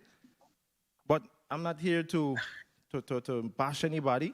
But if we're going to have a hearing, we need to stick to what the hearing is about. And today we should be receiving an update from the Department of Education's Division of Sports and Athletics. When you go on the website for the Department of Education, you go to the part that speaks to sports and athletics, and there isn't much. You don't have any objectives, no goals, no updates. They have the different forms to fill out for the coaches, and that's it. So you don't have any idea what goes on in that specific division. So I know it's not hard to find, but through the chair, I would like to get the job description of the Director of Athletics, Sports and Athletics in the territory. We as a body need to find out what's really going on within that division, because like the good Senate President said, it's more about the health aspect of it and getting them the scholarships. Because in this territory, like to say that education, education, and education, but if we do it right, by running this division, we could have a lot of our students going to college for nearly free. And I'm not saying that the department is not doing that. I'm just saying that it could have been better. And as far as receiving an update, I don't want to sound like a broken record, but Title 3 of the Virgin Islands Code, Section 321, speaks to sporting activities within the school system, and that's under the Virgin Islands Sports Commission. So yes, we could sit here and play games, but if we do exactly what is mandated here, and we have the necessary conversations, we would have been receiving a true update here today regarding what's going on within the division. But I ain't gonna ask any questions. I just need to find out one last thing from the acting commissioner. As far as maintaining accurate records of teams and the statistics, how do we go about doing that? Where can we find that information? Which company we hired to make sure that at the end of the day, if we want to find an individual's record, it's there, it's maintained, and we can be able, it's attainable, or we can retrieve it, accessible. How do you go about it? Thank you very much, Senator James. I do appreciate your line of questioning today. We value your input because you're quite experienced along these lines, so we value your contribution. With respect to your specific question, as I indicated to the chairman, beginning next school year, after we had an opportunity, let me backtrack, and I know I tend to be long-winded, forgive me. We had an opportunity to meet with the district systems analysts and a systems analyst a district system analyst in St. Thomas and one on St. Croix. So they provided guidance on how this can be done. And we will in turn provide guidance to coaches in particular and health and PE teachers that as they develop their teams for the new school year, they have to transmit that information. They have to submit that information to registrars or systems analysts at their schools, who will then put that information in our Power School system. This is the first step, Senator. So if we are called, for example, in December of next year for a hearing before this committee, we can automatically generate a list of all student athletes at Johnny Twoodson School, all student athletes at Crankine School, and the sports by grade level. Further, the next step, that's the first step. The next step in this process will be to identify and acquire software that as these students engage in gameplay, statistics and other information are generated. This software needs to be compatible with our Power School system so that we can be able to upload, and I'm no technician here, but I'm a quick learner. This information needs to be compatible with our Power School system so that it can upload to whatever software the department ultimately decides to acquire. So we will be able to not only generate list of student athletes, but also statistical information by athlete, by school. Mr. Chair, I just want to end by saying I hope nothing happens overnight, and I understand that. So we're understanding people in this body. But I just want to make sure that when the governor speaks about digitizing government, that we can one day actually reach to that end goal, because one of these days I hope that we can just go on a phone, look at an app, and look up our high school at least, and look up the statistics. And guess what? It will make it easier for those on the U.S. mainland to find the information, so they don't have to go through a director of sports and athletics who is not responding to us as he should. But get rid of the red tape, data, technology. Thank you, Mr. Chair, for the time. You're welcome, and that's the goal. I think that's our work here. Senator Carla Joseph, you're recognized for 3 minutes. Thank you so much, Mr. Chairman. As this is our final round, I presume, I wanted to ask you, Ms. Assistant Director Kenneth Kirby Calendar for the Division of Sports and Athletics for the Department of Education. What is your understanding of the objectives of the Division of Sports and Athletics? What is the objectives? Because objectives should be tied directly to the goals. Okay, so what are the objectives? Because I know the assistant and the acting commissioner, Victor Sohm, you mentioned in your testimony, you know, about goals when you were elaborating to the chairman about the sports policy plan. Plans have objectives and goals. So tell me, what are the objectives and the goals? Because then we just turn in wheels and saying a whole bunch of stuff, and we don't get any type of goals, and our outcomes becomes what it is and we're looking at.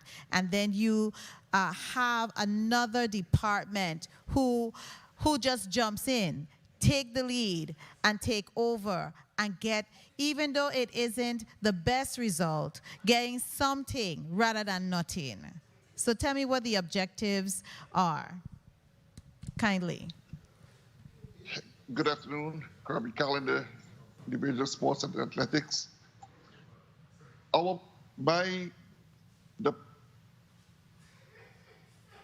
The objectives and goals of this position, Director of Sports and Athletics, stem from the job description. 1 minute. And it's basically, I'm sorry. Continue. You're good. Continue. Okay, and it's basically provide policies and procedures that will enable our student athletes to progress to the next level. And that's the whole purpose of everything that we do. Putting in different situations that would enable our student athletes to move on to the next level. And that next level is 30 seconds. Well, it would depend. Because that's your outcome. For the junior varsity, the next level is varsity. For the varsity athlete, the next level is on to college. With scholarships. It doesn't To state accredited scholarship. school. It doesn't state scholarship. If we could get scholarships, that is the ultimate. But it's to put them in position. Time. An example of that is simply by assisting them with their SATs, ensure that they do their SATs, ensure that they take their core courses in time.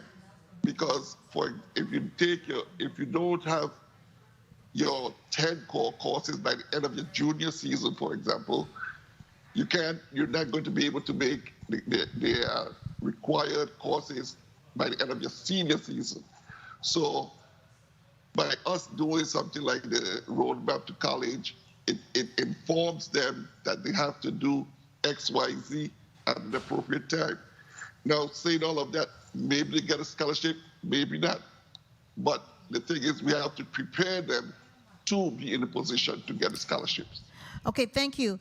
I just want to make a real strong comment here, because if you have a plan, your plan, and you listed your position, job description, and duties. When you put together a plan, you have to have objectives, goals, right? And you have to have them measurable. You would say 60% of the students who are participating will have a scholarship to X, Y, and Z, or they will complete. You have to have a numerative. You call it quantitative. Okay? It has to have a goal and objective. Acting Commissioner Victor Sohm, I know you know what the language I'm speaking to, because it has to be measurable. And you have to have in place benchmarks to meet those goals. And if we don't have those kind of plan in place, guess what we're doing to ourselves and our future? We're failing them. We're failing them. We're not challenging them to meet those potential because we don't have any measurable goals in our plan. Thank you so much, Mr. Chairman, for the leeway. You're welcome, Senator. Senator, if I may. Yes, sir. Quickly. Thank you, Senator Joseph, for your commentary. It is received. We do have plans, but keep in mind, plans are not static. Plans are living and they change depending upon situations. And COVID has thrown a wrench in plans, and we're still continuing to perform and progress. But I want you to know that we have heard you. We have received your message, and we're going to continue to move forward. So thank you for that, ma'am.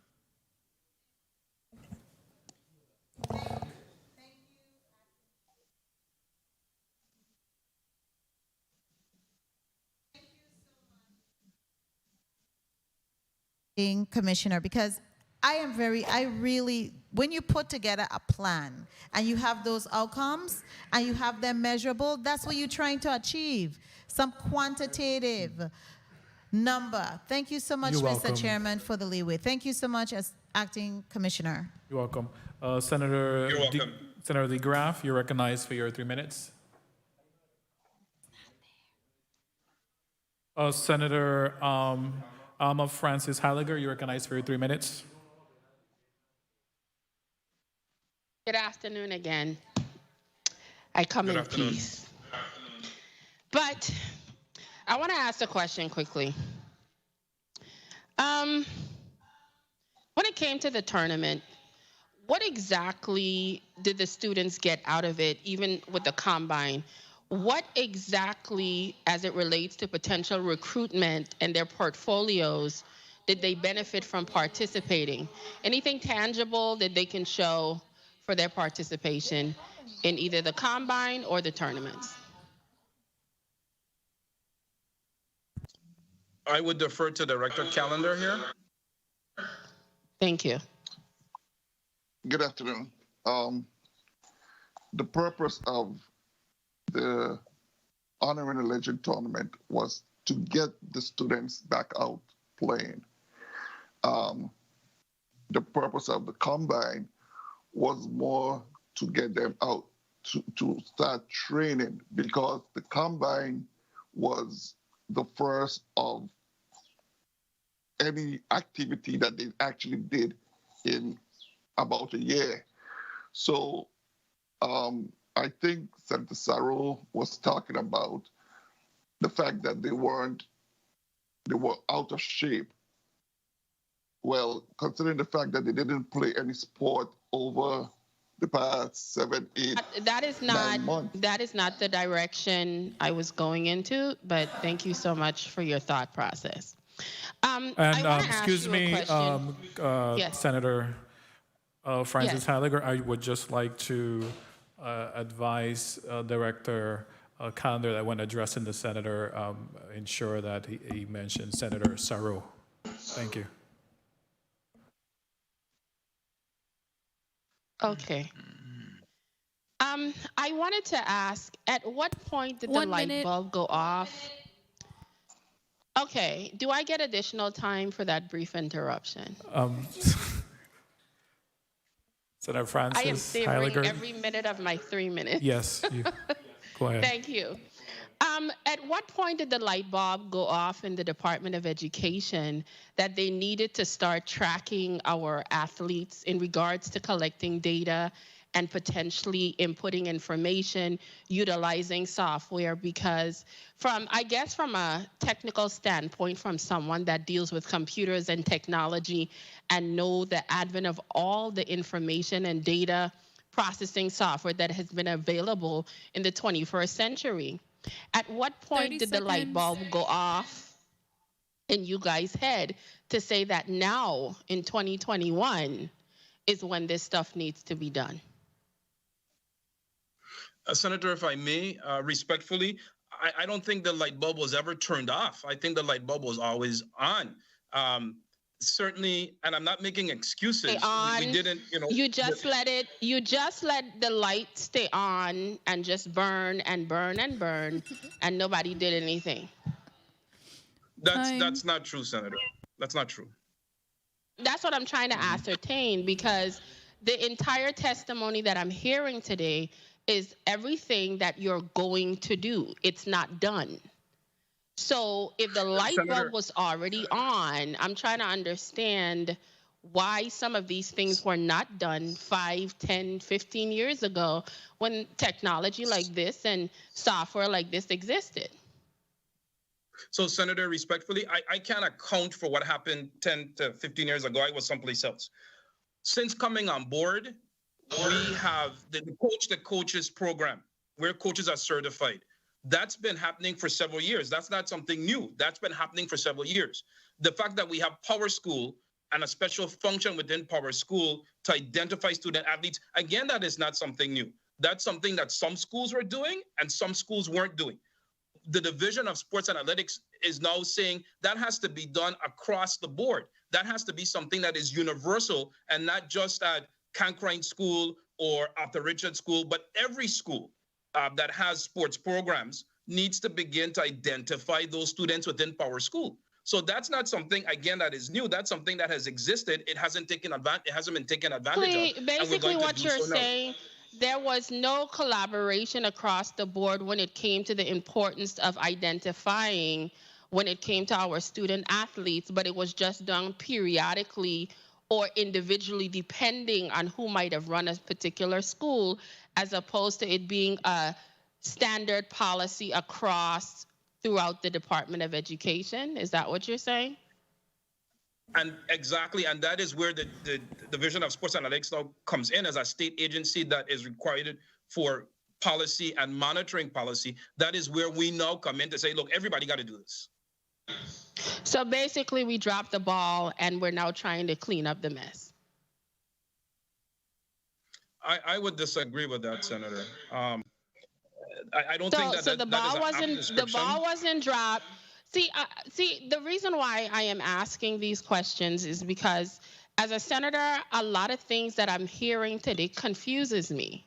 I'm hearing coulda, woulda, shoulda, and that's all I keep hearing. Today marks 5 months since I got elected to office.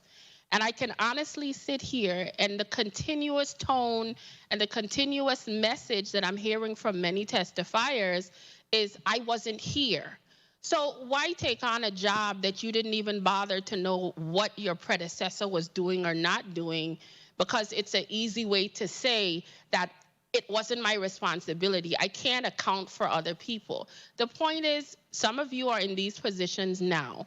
These are the issues that are happening now. These are the things that need to be fixed now. And granted, I'm going to appreciate whatever efforts is happening now. But in order for me to quantify what the mistakes were so that they don't happen again, I need to know why certain decisions were not made. And even as a leader or someone in charge of these divisions, I would want to hope that you and others would want to know why it wasn't done to make sure we do not repeat history.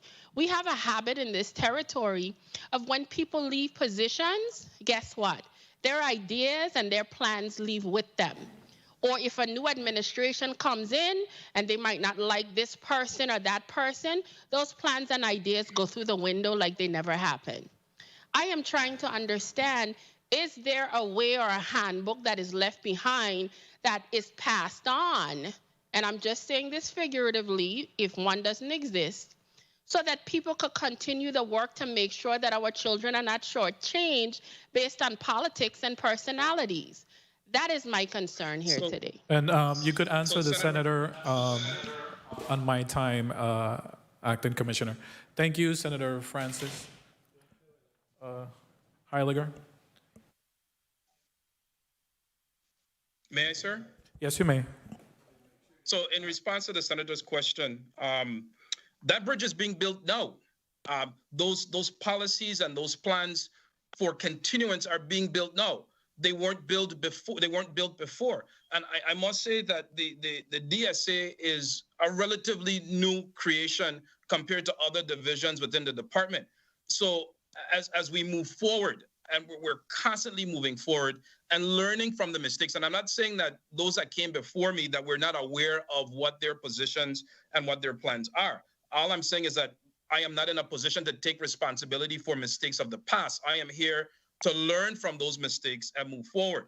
And as we move forward, everything that we're doing is documented as a bridge so that when I retire at the end of next year, whoever succeeds me has something from which to follow. That's all I'm saying. Thank you. Senator Payne, you're recognized for your 3 minutes.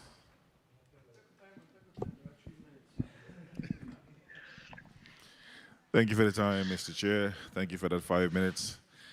Being at large. Ms. Richmond and Ms. Hobson, we live in a territory with at least close to about 100 crystal clear beaches. And I don't feel there isn't any reason why we can't produce world-class swimmers in the Virgin Islands. But in large measure, a concentrated effort to excel in water sports is actually relegated to private schools. And when I look at a list of sports highlighted from the testimonials from either IAA, be it St. Thomas or St. John, I don't see anything such as swimming, sailing, or other water sports. Why is that? Ms. Richmond, you can answer first, and then Ms. Hobson, you can follow up. Thank you, Alicia Richmond, St. Thomas St. John Interscholastic Athletic Association. Thank you, Senator Payne, for that question. We, as the IAA on the St. Thomas St. John district, we have been actively trying to work with the swimming association so that we could work, by using the pool, because most all of the swimming competitions, are done in pools of, that are a certain set and, not unfortunately on our beaches. So that is, we have been working with them, trying to get them to give us times that we would be able to then offer the program. And then each one of the schools, since we're the promoters of swimming, we can do swimming. We can do tennis. And the problem that we have right now in the district of St. Thomas and St. John is the minimal numbers of venues that we have for places to have these different activities. Archery we can do as well too. We can represent. As a matter of fact, one thing that might even be interesting to you is we can put forth marching band competitions. It is part of what we do and what we can do. So the whole thing is making sure that we have the places that we can do it and that we have the people who understand what it is that we do, which is promote sports, athletics. And so that way, we have been moving forward. So thank you. Ms. Hobson? Yes, good afternoon. Lucille Hobson. Senator Payne, one of the main reasons I'm going to say, part of what Ms. Richmond said is true. It's something that we have looked into. However, in terms of our sports, basically, are paid by, the coaches are paid by the Department of Education, or the private school pays the coaches. And if coaches are not being paid, they do not coach the sports. And I'll give you an example. For interscholastic on St. Croix, we had bowling included, we had chess, and those coaches were paid from the school, whether it was funds that they raised or however they were able to pay the coaches, because it was not a negotiated sport between the Department of Education and the AFT. So once coaches feel that they're not going to be paid, they are not willing to coach some of the sports, because we have other sports, as she mentioned, archery. We were looking into archery. On St. Croix, we have tennis, we have golf, different things like that. It's not just a basic sport. But once it's not negotiated with the AFT and the Department of Education, it is difficult to find people to coach the sports. Because I would like to see beach volleyball also included in there. Okay, so apparently the problem is funding. Well, I wouldn't say so. I guess you could say funding in a sense, yes. Or for when the AFT and the Department of Education goes back to the table, that they could add these sports to the table. Okay, so I'm 100% sure that the acting commissioner is listening, and I'm sure after the meeting y'all will have a follow-up meeting with him, and he's given his word today that he's committed to ensuring that we add swimming sports and sailing and other stuff to the curriculum, so this way they can have coaches that can actually be paid through the Department of Education to see that these sports come to fruition, to include beach volleyball. So you are responsible for having beach volleyball come to the Virgin Islands today, based on the word of the acting Commissioner Soames. Right, Commissioner? Thanks for the time, Mr. Chair. And I hear you. Senator, if I may, Senator Carrion. Yes, you may. I just wanted to add that what Senator Payne said is really good, especially about sailing, because Antilles School won the sailing national championship this year. So if we can do that nationally, we need to start focusing on that here in the Virgin Islands.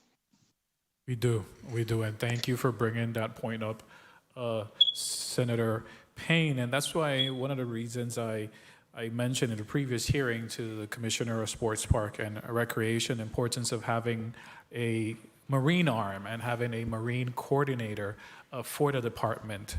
It only fits us being an island surrounded, of course, by water, to have sports activities and water activities, and water sports for our young people. So I look forward to seeing that implemented also. Senator Johnson, you're recognized for your 3 minutes. Thank you very much, Mr. Chair. Good afternoon to all. It's been a very enlightening day, and to some I know it seems a little frustrating, but I can see that my colleagues are all passionate about our children, and we all should be. We continue leaving and speaking about the children, but yet we leave them behind. I strongly believe when tournaments as the bubble or the combine is done, we should always invite scouts, invite schools, so that they can see our children perform in these tournaments. Commissioner Sums, I want to say thank you for your, how do I say this? Your piece that you brought today. You continue bringing that wonderful diplomacy and keeping that calm to this hearing here today. But I have this question that I want to ask about some of the expense that was done with this combine. And I saw that we spent $3,400, $500 and something for rooms. And we also, 34,000. And then we spent the next $34,000 to UVI. Pretty much similar figures.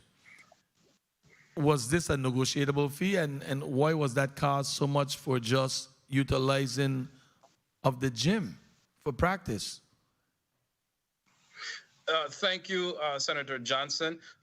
I can't speak to the fees for the Sports and Fitness Center, but keep in mind that the bubble, we had all of our students on St. Croix and St. Thomas at UVI because we wanted that sequestration.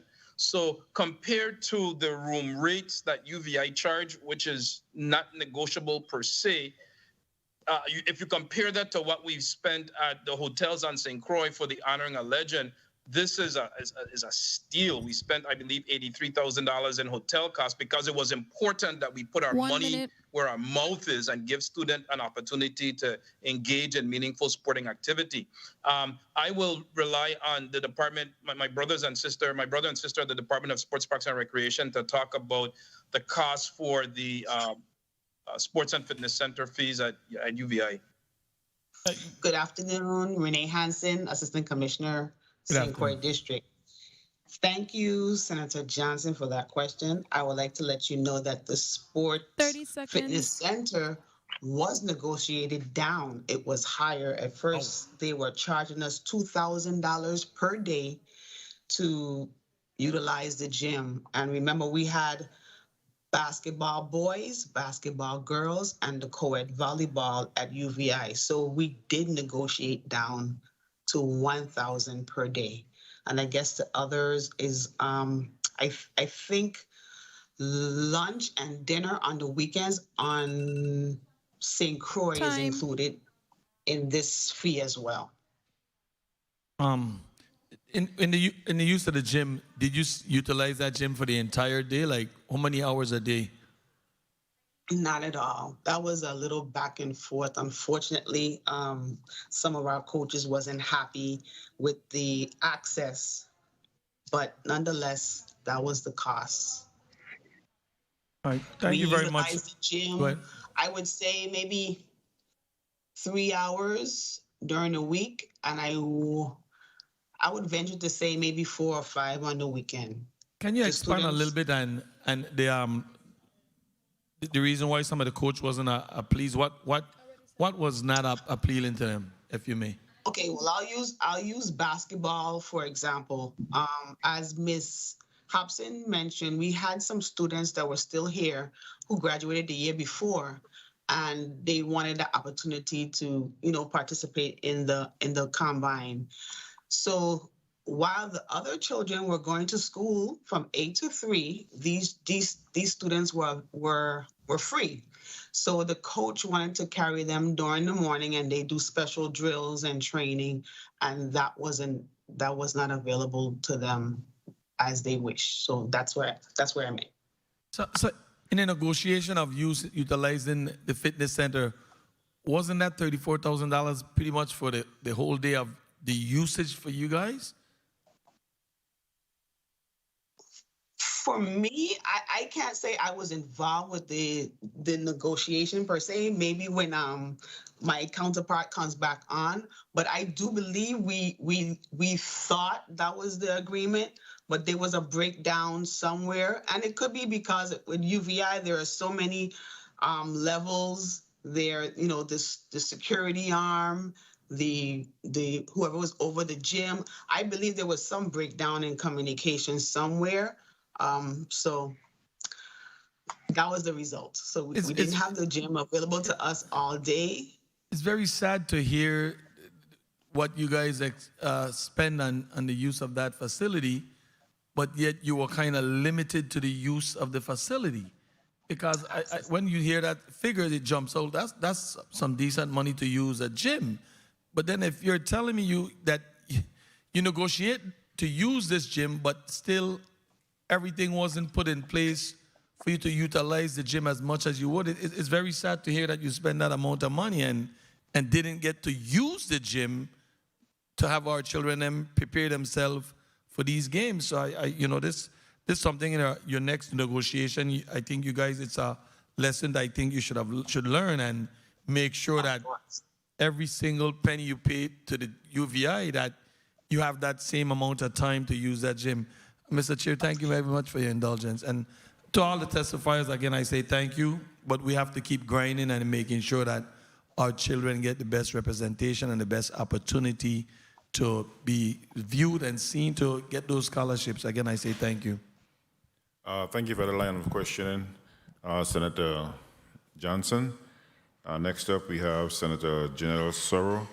But before we go, Assistant Commissioner, just one quick sidebar. Were you able to make contact with Bates to address the roof by Canegata? Sorry. Yes. He took care of it. The community should be happy. I would say maybe a month ago, we were able to bring that whole process to a closure. So thank you, Senator. Okay, excellent. Thank you. It was my pleasure. Senator Sorrow, you're recognized for your 3 minutes. Thank you, Mr. Chair. And Ms. Hansen, Assistant Commissioner Hansen, thank you for all that you do. We've been so focused on one agency that I neglected you. So thank you for your passion and what you do. I just have a few takeaways from today, that Department of Education and IAA must work together, operative word together, action word together, to come up with the guidelines and a schedule for the upcoming season.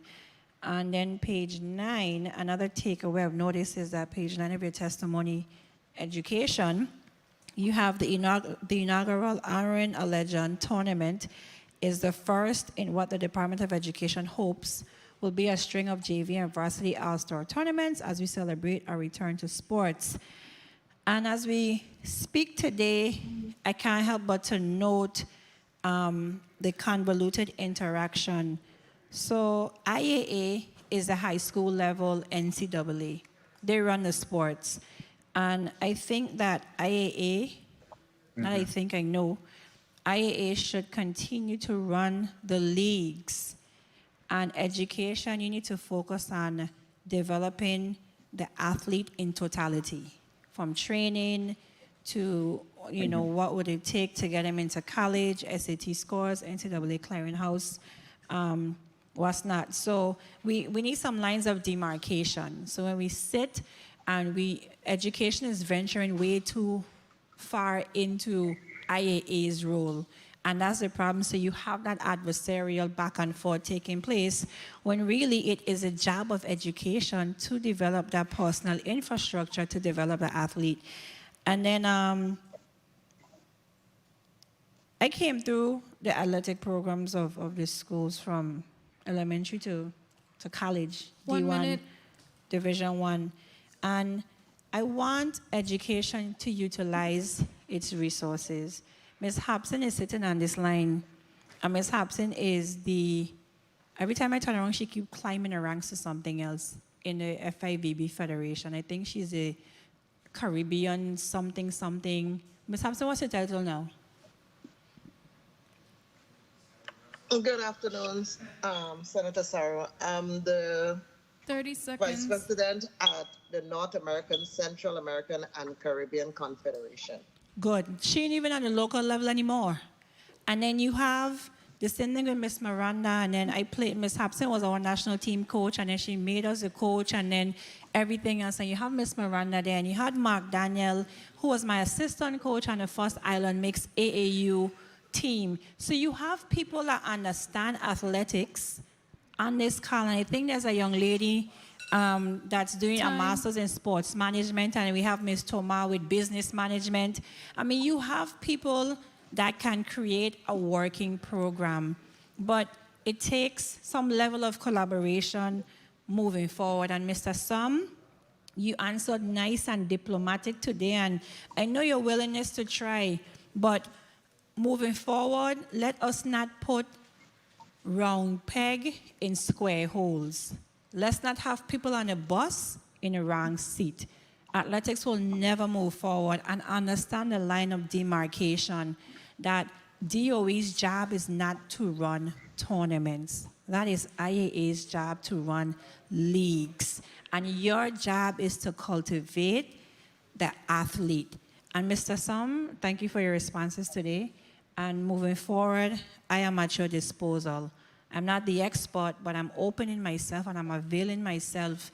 If there's any assistance you need, if you need us to fund something, if you need us to bring the parties together, and I'm sure the chair of the committee as well will avail himself as we move sports, because if I went to school on a Division I scholarship, at some point we were doing it right, but we didn't have all the bureaucracy in place. But a lot of us went to school on Division I or II or III scholarships. So the system was already there. It wasn't formal. So use what you have and use the resources around you. You have resources. Use them. Thank you for the time, Mr. Chair. You're welcome. Thank you, Senator. You're welcome, Senator Saru, and thank you for your contribution to this committee, to our youth of the territory. And I'm pretty sure Acting Commissioner Soma is going to take you on your offer to be able to provide assistance. So today has been I believe, very interesting. We're able to hear some of the updates and the results from the combined bubble and honoring a legend. I do have some concerns, and I think this maybe should serve as a learning lesson. I heard the acting commissioner mention how some things were done in the past, or how some things, when he came aboard, how he found some things, and his willingness to learn from past mistakes from others and being able to improve and change things to move in the right direction. So that's always good and positive. And with regards to the bubble, I'm hoping they also had an opportunity to sit down, evaluate, and decide what can be done better. Acting Commissioner, can you share some of the takeaways that you guys maybe have discussed that could improve in the future? With respect to the bubble or the honoring a legend, or both, Senator? Both. You could take them one and then the next if you choose. Well, let me say this. I realize that in planning these activities, that we need a broader scope. We need to bring more people, more stakeholders into the discussion, so that at the end of the day, we envision success for all, not just success for few, but success for all. So expanding our planning base, working very closely with the IAAs, because they are valued. That's one of the biggest things that I've taken away this activity, and certainly from today as well. Yeah, that's it. And one of the concerns I had as I read your testimony was regarding to the selecting process of the students that participated in the combined bubble. It seems to me that the process was just by who you know, or is there a criteria identify for the selecting of these students?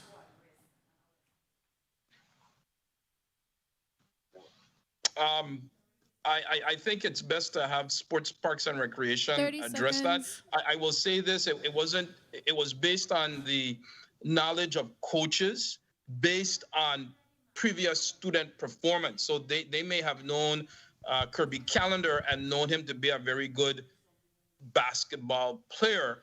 And so they're even though the criteria was informal, it was based on past previous performance. And then, of course, once those students were selected, the Division of Sports and Athletics checked things like GPA, discipline, and so forth. But I would agree with you that there should be written criteria moving forward. Yeah, an opportunity to those students who might not be directly in the eye of that particular coach, because sometimes you have favoritisms that occur. So what opportunity for those students who might have the talent, the potential, the skills, or the interests, and maybe they were, not looked upon. So having it open and maybe having a process by which they can make the request or apply and then be evaluated and a decision made upon, those are some of the things that I would recommend for the future. Now, with regards to, yes, Assistant Commissioner Hansen? I just want to add, just to put on the record, please keep in mind this bubble concept only came about because of the situation that we're in with COVID. There was nothing going on, hence the term bubble derived from the NBA trying to have a league, and we tried to mirror something to get our children back active. This is not something that we were customary to do. This was something, we brainstormed, we tried to get some of our children active. It was more like an invitational. And yes, we did depend on IAA to give us some of their top athletes. And then we had to reduce it to 11th and 12th graders. Initially, it was 10, but because of the numbers, and of course, we had five entities involved in the initial conversations. And I'm going to say it again, it was Department of Education, Department of Health, DSPR, VIOC. So we had the Federation presidents also on the calls and Interscholastic. So it wasn't, please don't let people think it was nepotism involved. It was an invitational, and we were trying to target some of our children who was on a path to perhaps get scholarships or wanted to aspire for scholarships. So, and it was just because of the environment, the pandemic. Please, let's just keep that in mind. It's not something that may happen. We were hoping that all of us thought that the pandemic was going to be a short-term hiatus. We didn't think this was going to be forever or so long. So again, we just tried to create something within the confines of what we had. And I want to say, I know we had a lot of back and forth, a lot of disappointment. Yes, we tried to I guess, don't let the perfect be the enemy of the good. This is a perfect example of it. I don't want us to get lost on what we tried to create. You might not be happy with the outcome. We had some disappointments as well, but not knowing what we was going to have on the back end, we just please, it was just because of the pandemic. So I had to get that off my chest. No, and thank you for clearing that up, Assistant Commissioner. And I do understand that this was just because of the pandemic, and we are still facing the pandemic. So, we don't know what could happen in the future if we might have to move again and have a similar event like the combined bubble. We hope not, but we never know. So let me ask this question now. Are we planning for a normal athletic season this fall?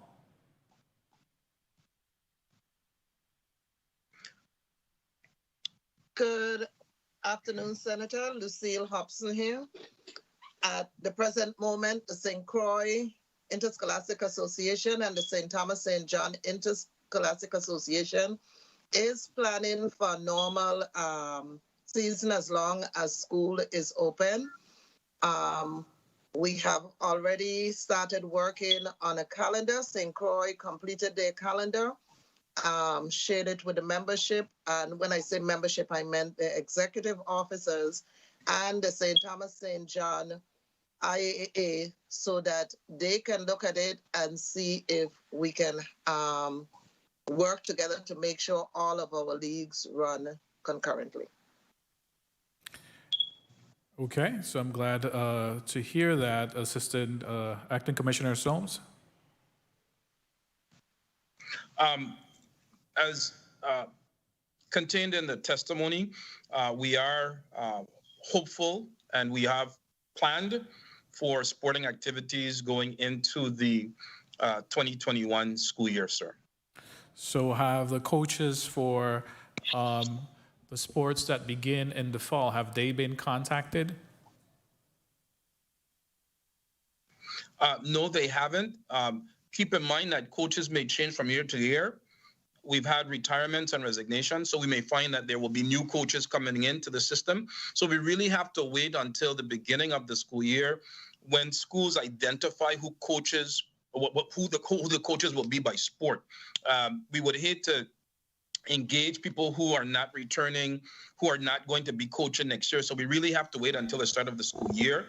And as I indicated before, we are, with the guidance and assistance of both superintendents, going to be doing professional development training for these individuals the week before school begins for students, which is Friday, August the 6th.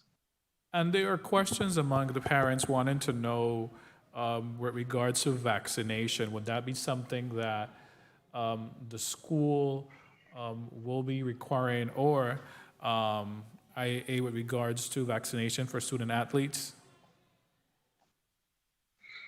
At this point, Senator, my understanding is that there is no local or federal mandate for vaccination. We strongly encourage our students 12 and up to get vaccinated, but at this time, there is no local or federal mandate, to the best of my knowledge, that requires individuals, students, to get vaccinated. Ms. Richmond, I'm also concerned about the students in the private sector, private schools, I should say, and parochial schools. Do we have a number or information regards how many of those students from the private schools, parochial schools, were able to obtain scholarships? For Ms. Hobson, were you asking, or for? For you, Ms. Richmond. I don't have that information here for St. Thomas St. John. I can get it for for information, but I don't have the private and parochial. But I did want to address one other thing in regards to the start of school for next year, and I think that Ms. Hobson will agree with me that one of the things that we should be working on for our individual students to be prepared is that all students need to have an athletic physical before they can begin any season. One physical takes them through the entire school year. You only need to have one. You don't need one per sport.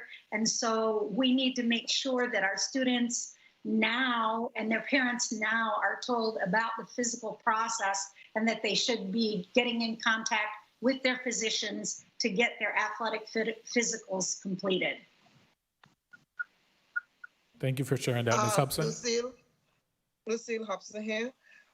Senator Carrion, To my knowledge on the private sector, Andreas Bump from Montessori School received a volleyball scholarship to Colby Sawyer College. And I might not be correct about the second one, but I think Denny Gonzalez from All Saints School also obtained a basketball scholarship to the University of the Virgin Islands. But I'm not sure about Denny. I'm not sure, but I'm sure about Mr. Bump from Montessori School. And both of those athletes are from the St. Thomas St. John district. Thank you. Thank you for sharing that. I don't have any more questions at this moment. I want to thank each and every one of you for the service that you provide to our young people and our students in the territory. I will allow Acting Commissioner Soames to give some closing remarks. You have 30 seconds. Thank you, Senator Carrion. In the book Trials and Triumphs by the great Early Atlee, he talks about Governor Parwansky's being famous for saying, never let the good be the enemy of the perfect. And Assistant Commissioner Hansen mentioned that. And we strive to be perfect at the Department of Education, but perfection only belongs to God. It doesn't belong to us. So we never let the good be the enemy of the perfect. I have to say that I don't take offense, but I need to put on the record that I serve the territory. I am not the Assistant Commissioner of Education for the District of St. Croix. I am the Assistant Commissioner for the entire territory. All of my family on both sides hail from St. Thomas anyhow, so I consider myself to be a real Virgin Islander. Director Calendar and the staff at the Division of Sports and Athletics, that is a division that we are building. We've identified the need for additional staff, and we've identified a possible funding source for additional staff. And I'd like to take a moment, and really take my hat off to thank them. The work that we do, just like the work that the Senate does, this is a work of passion. And at the end of the day, my mantra and my belief and my heart is that everything we do is for student achievement and student success.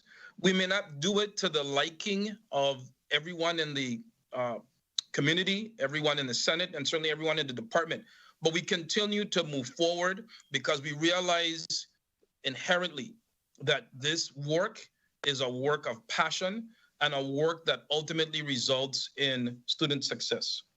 I remain committed to full cooperation and collaboration with all of our partners. We have found, especially in the DSA, that partnership is important. We love our brothers and sisters at the Department of Sports and Recreation. We love our brothers and sisters at the Department of Health. We have excellent working relationships. We can reach out to them at any time, at any day, and get information, and they can do the same for us. This is a partnership based on mutual respect and based on the fact that they also share in our vision that student achievement is the ultimate goal when it comes to education of our most precious resources, the students and the children of the Virgin Islands. The plans that the Division of Sports and Athletics has for the upcoming school year is ambitious. It will require everyone's involvement. I hearken back to the saying that it takes a village to raise a child. We are clearly in need of the assistance from the village, and the Senate has an important role to play as a part of that village. We are not perfect, and we are not the enemy of the perfect. We are striving to get to perfect if God allows us. If we get to good, we are good, and we will move on from there. I would like to end, Senator, by thanking you for a very exciting day.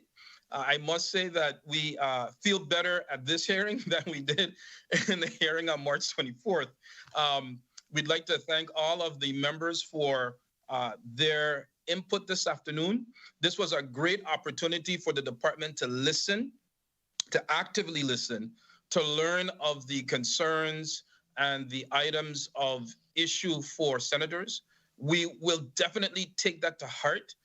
And if I could humbly suggest, Senator, a working session where we can have that give and take and perhaps a more meaningful interaction, and not only a working session with the Division of Sports, Parks, and Athletics, but also include the IAAs and also include the Department of Sports, Parks, and Recreation, where we can really get to a give and take and really expand upon our positions and the reasoning why we're moving in a particular direction and get feedback and input. We've done it before under the Senate President when she was chairman of the Committee on Education and Workforce Development, and we would welcome an opportunity for a working session with your committee.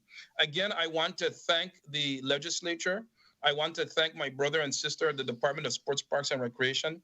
I want to thank the valued members from the IAA, not only those that are here, but those that we interact with and we communicate with. I especially want to pour my heart of gratitude out to the staff at the Division of Sports and Athletics. They do yeoman's work, and I know at times it may seem that their work is not appreciated, but it is from me and certainly on behalf of the Commissioner of Education. Again, thank you for this opportunity. We look forward to continued cooperation and collaboration with this august body. Please continue to be safe. God bless and have a good afternoon. Thank you, Acting Commissioner, for your closing remarks. And duly noted your suggestion about the working session. I think it's a good idea. I do want to place in the record that it doesn't require this committee to call a working session for the Department of Education to meet with IAA and other stakeholders to develop that partnership that is necessary that Ms. Hobson spoke about in her testimony about that unison relationship. Your recommendations are welcome, and we will hold you to it, and we will establish a working session so you all can meet, and we can all meet and share ideas, suggestions, recommendations, and initiative for our young people. Because we all have a common goal here, and it's how to assist our young people in achieving their goals and their objectives. So that's good. Ms. Richmond, you're recognized for your closing remarks.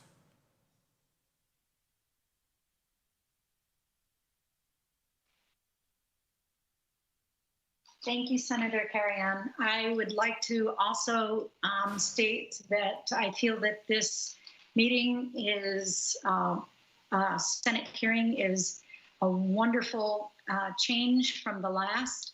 We look forward to looking forward to receiving the allocation of funding as soon as possible so that we can continue moving forward in setting up leagues for the schools. And we also look forward to hearing from the Department of Education on who the contact person is that we can use to incorporate the Our School Today, which can easily be morphed in with the Power School program. And the other thing is that we're just really looking forward to working out these small bumps in the road so that we can make sure that all of our students, and understanding that the IAAs start from elementary school, because sometimes we focus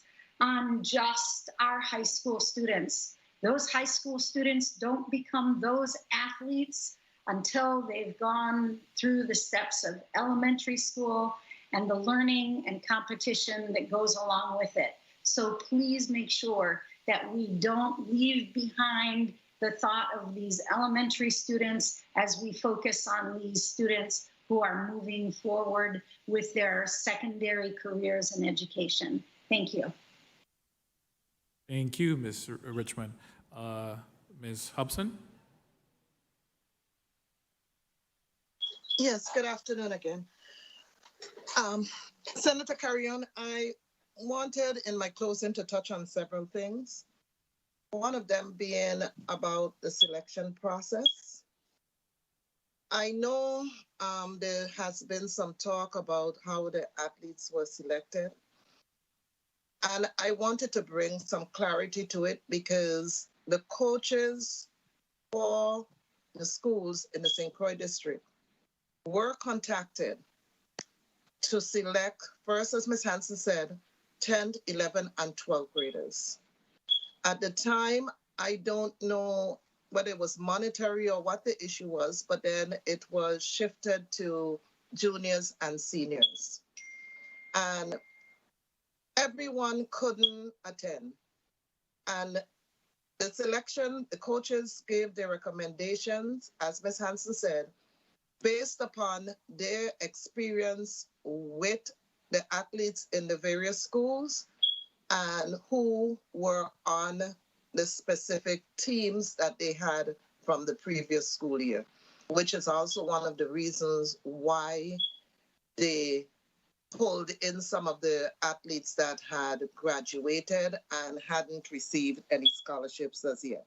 So I really wanted to touch on that. Also, a comment was made about the parents visiting the colleges, and I would like to add that there was visits to Benedict College during the week of Carnival. So it's not that the parents did not go, and when they did go, they shared the video live while they were walking through the schools for those that were not able to attend. I don't know if the process of athletic transition is fully understood. And I would be remiss in not saying that a lot was missed about the bubble. I think the bubble was a good thing. And I said that from the onset when I received the call from Ms. Hanson. Yes, there might have been things that have been missed, but the Department of Sports, Park and Recreation took the time to create something to help our athletes at a time when there was nothing going on for them. There was no sport activities because of COVID-19. And I think they should be congratulated for trying to do something for our children. Yes, they didn't get the footage that people expected to get. And after the bubble, I even said to Ms. Hanson and Mr. White, Commissioner White, that I thought it was such an excellent thing that they should try to do it every year. But with everything, it takes time. We sometimes have to work on things. This is the first time that they attempted to do it. And although there were concerns about the institutions that the athletes got scholarships to, these were the institutions that availed themselves to our athletes. And these are opportunities that they might not have gotten if not for the combined bubble. There are many division schools, 2 schools, that hold their own against Division I schools. And case in point is the University of the Virgin Islands. And I feel like putting down where the children got their scholarships was shameful, in my personal opinion, to the children. I don't think it was right. I don't think this was a forum for it. Because these children went out there on their own and they secured something for themselves. Okay? And Benedict College, because when I heard about it here on this forum, I looked it up. And it said that the reason for their being on probation was financial matters. Because when they said it, when the comments were made, I thought there was some problem with the university itself, academic-wise. But when I went and researched, it was financial. And these children, because most of you have their names, graduated with honors. They were honor students. But some of us don't have the money to pay for a top-notch college or get a scholarship to a top-notch college. And they got a scholarship and they accepted it. Some of the parents weren't happy with it because of the fact that their children. Ms. Hobson, I appreciate, but I need you to. I'm going to close. wrap up. I'm going to close right now with one last thing, Senator Carrion. Thank you. The purpose of going to college is to obtain a degree. It's not necessarily to play a sport, so that they can come back and be productive members of our community. It doesn't matter if you go to a Division 3, 2, or 1. It's whether you finish and you can get a job with that degree. Thank you very much for the time. You're welcome. And thank you for bringing those points that you brought in your closing that I think were necessary and essential. Thank you for that. From the Department of Sports, Parks, and Recreation, Assistant Commissioner. Closing remarks? Yes, Senator. Just want to thank yourself and the committee for the invite to testify here today. And our goal is to continue to work with the Department of Education and IAA to improve upon what we already started with our relationships with them, and to make sure that our athletes, our student athletes, progress. Thank you. Thank you. Thank you for that. And I would like to end by saying that thanking each and every one of you for your testimony and participation in today's hearing. But not only for your testimony in today's hearing, I really want to thank you also for your commitment to this government, and especially for your commitment to our children.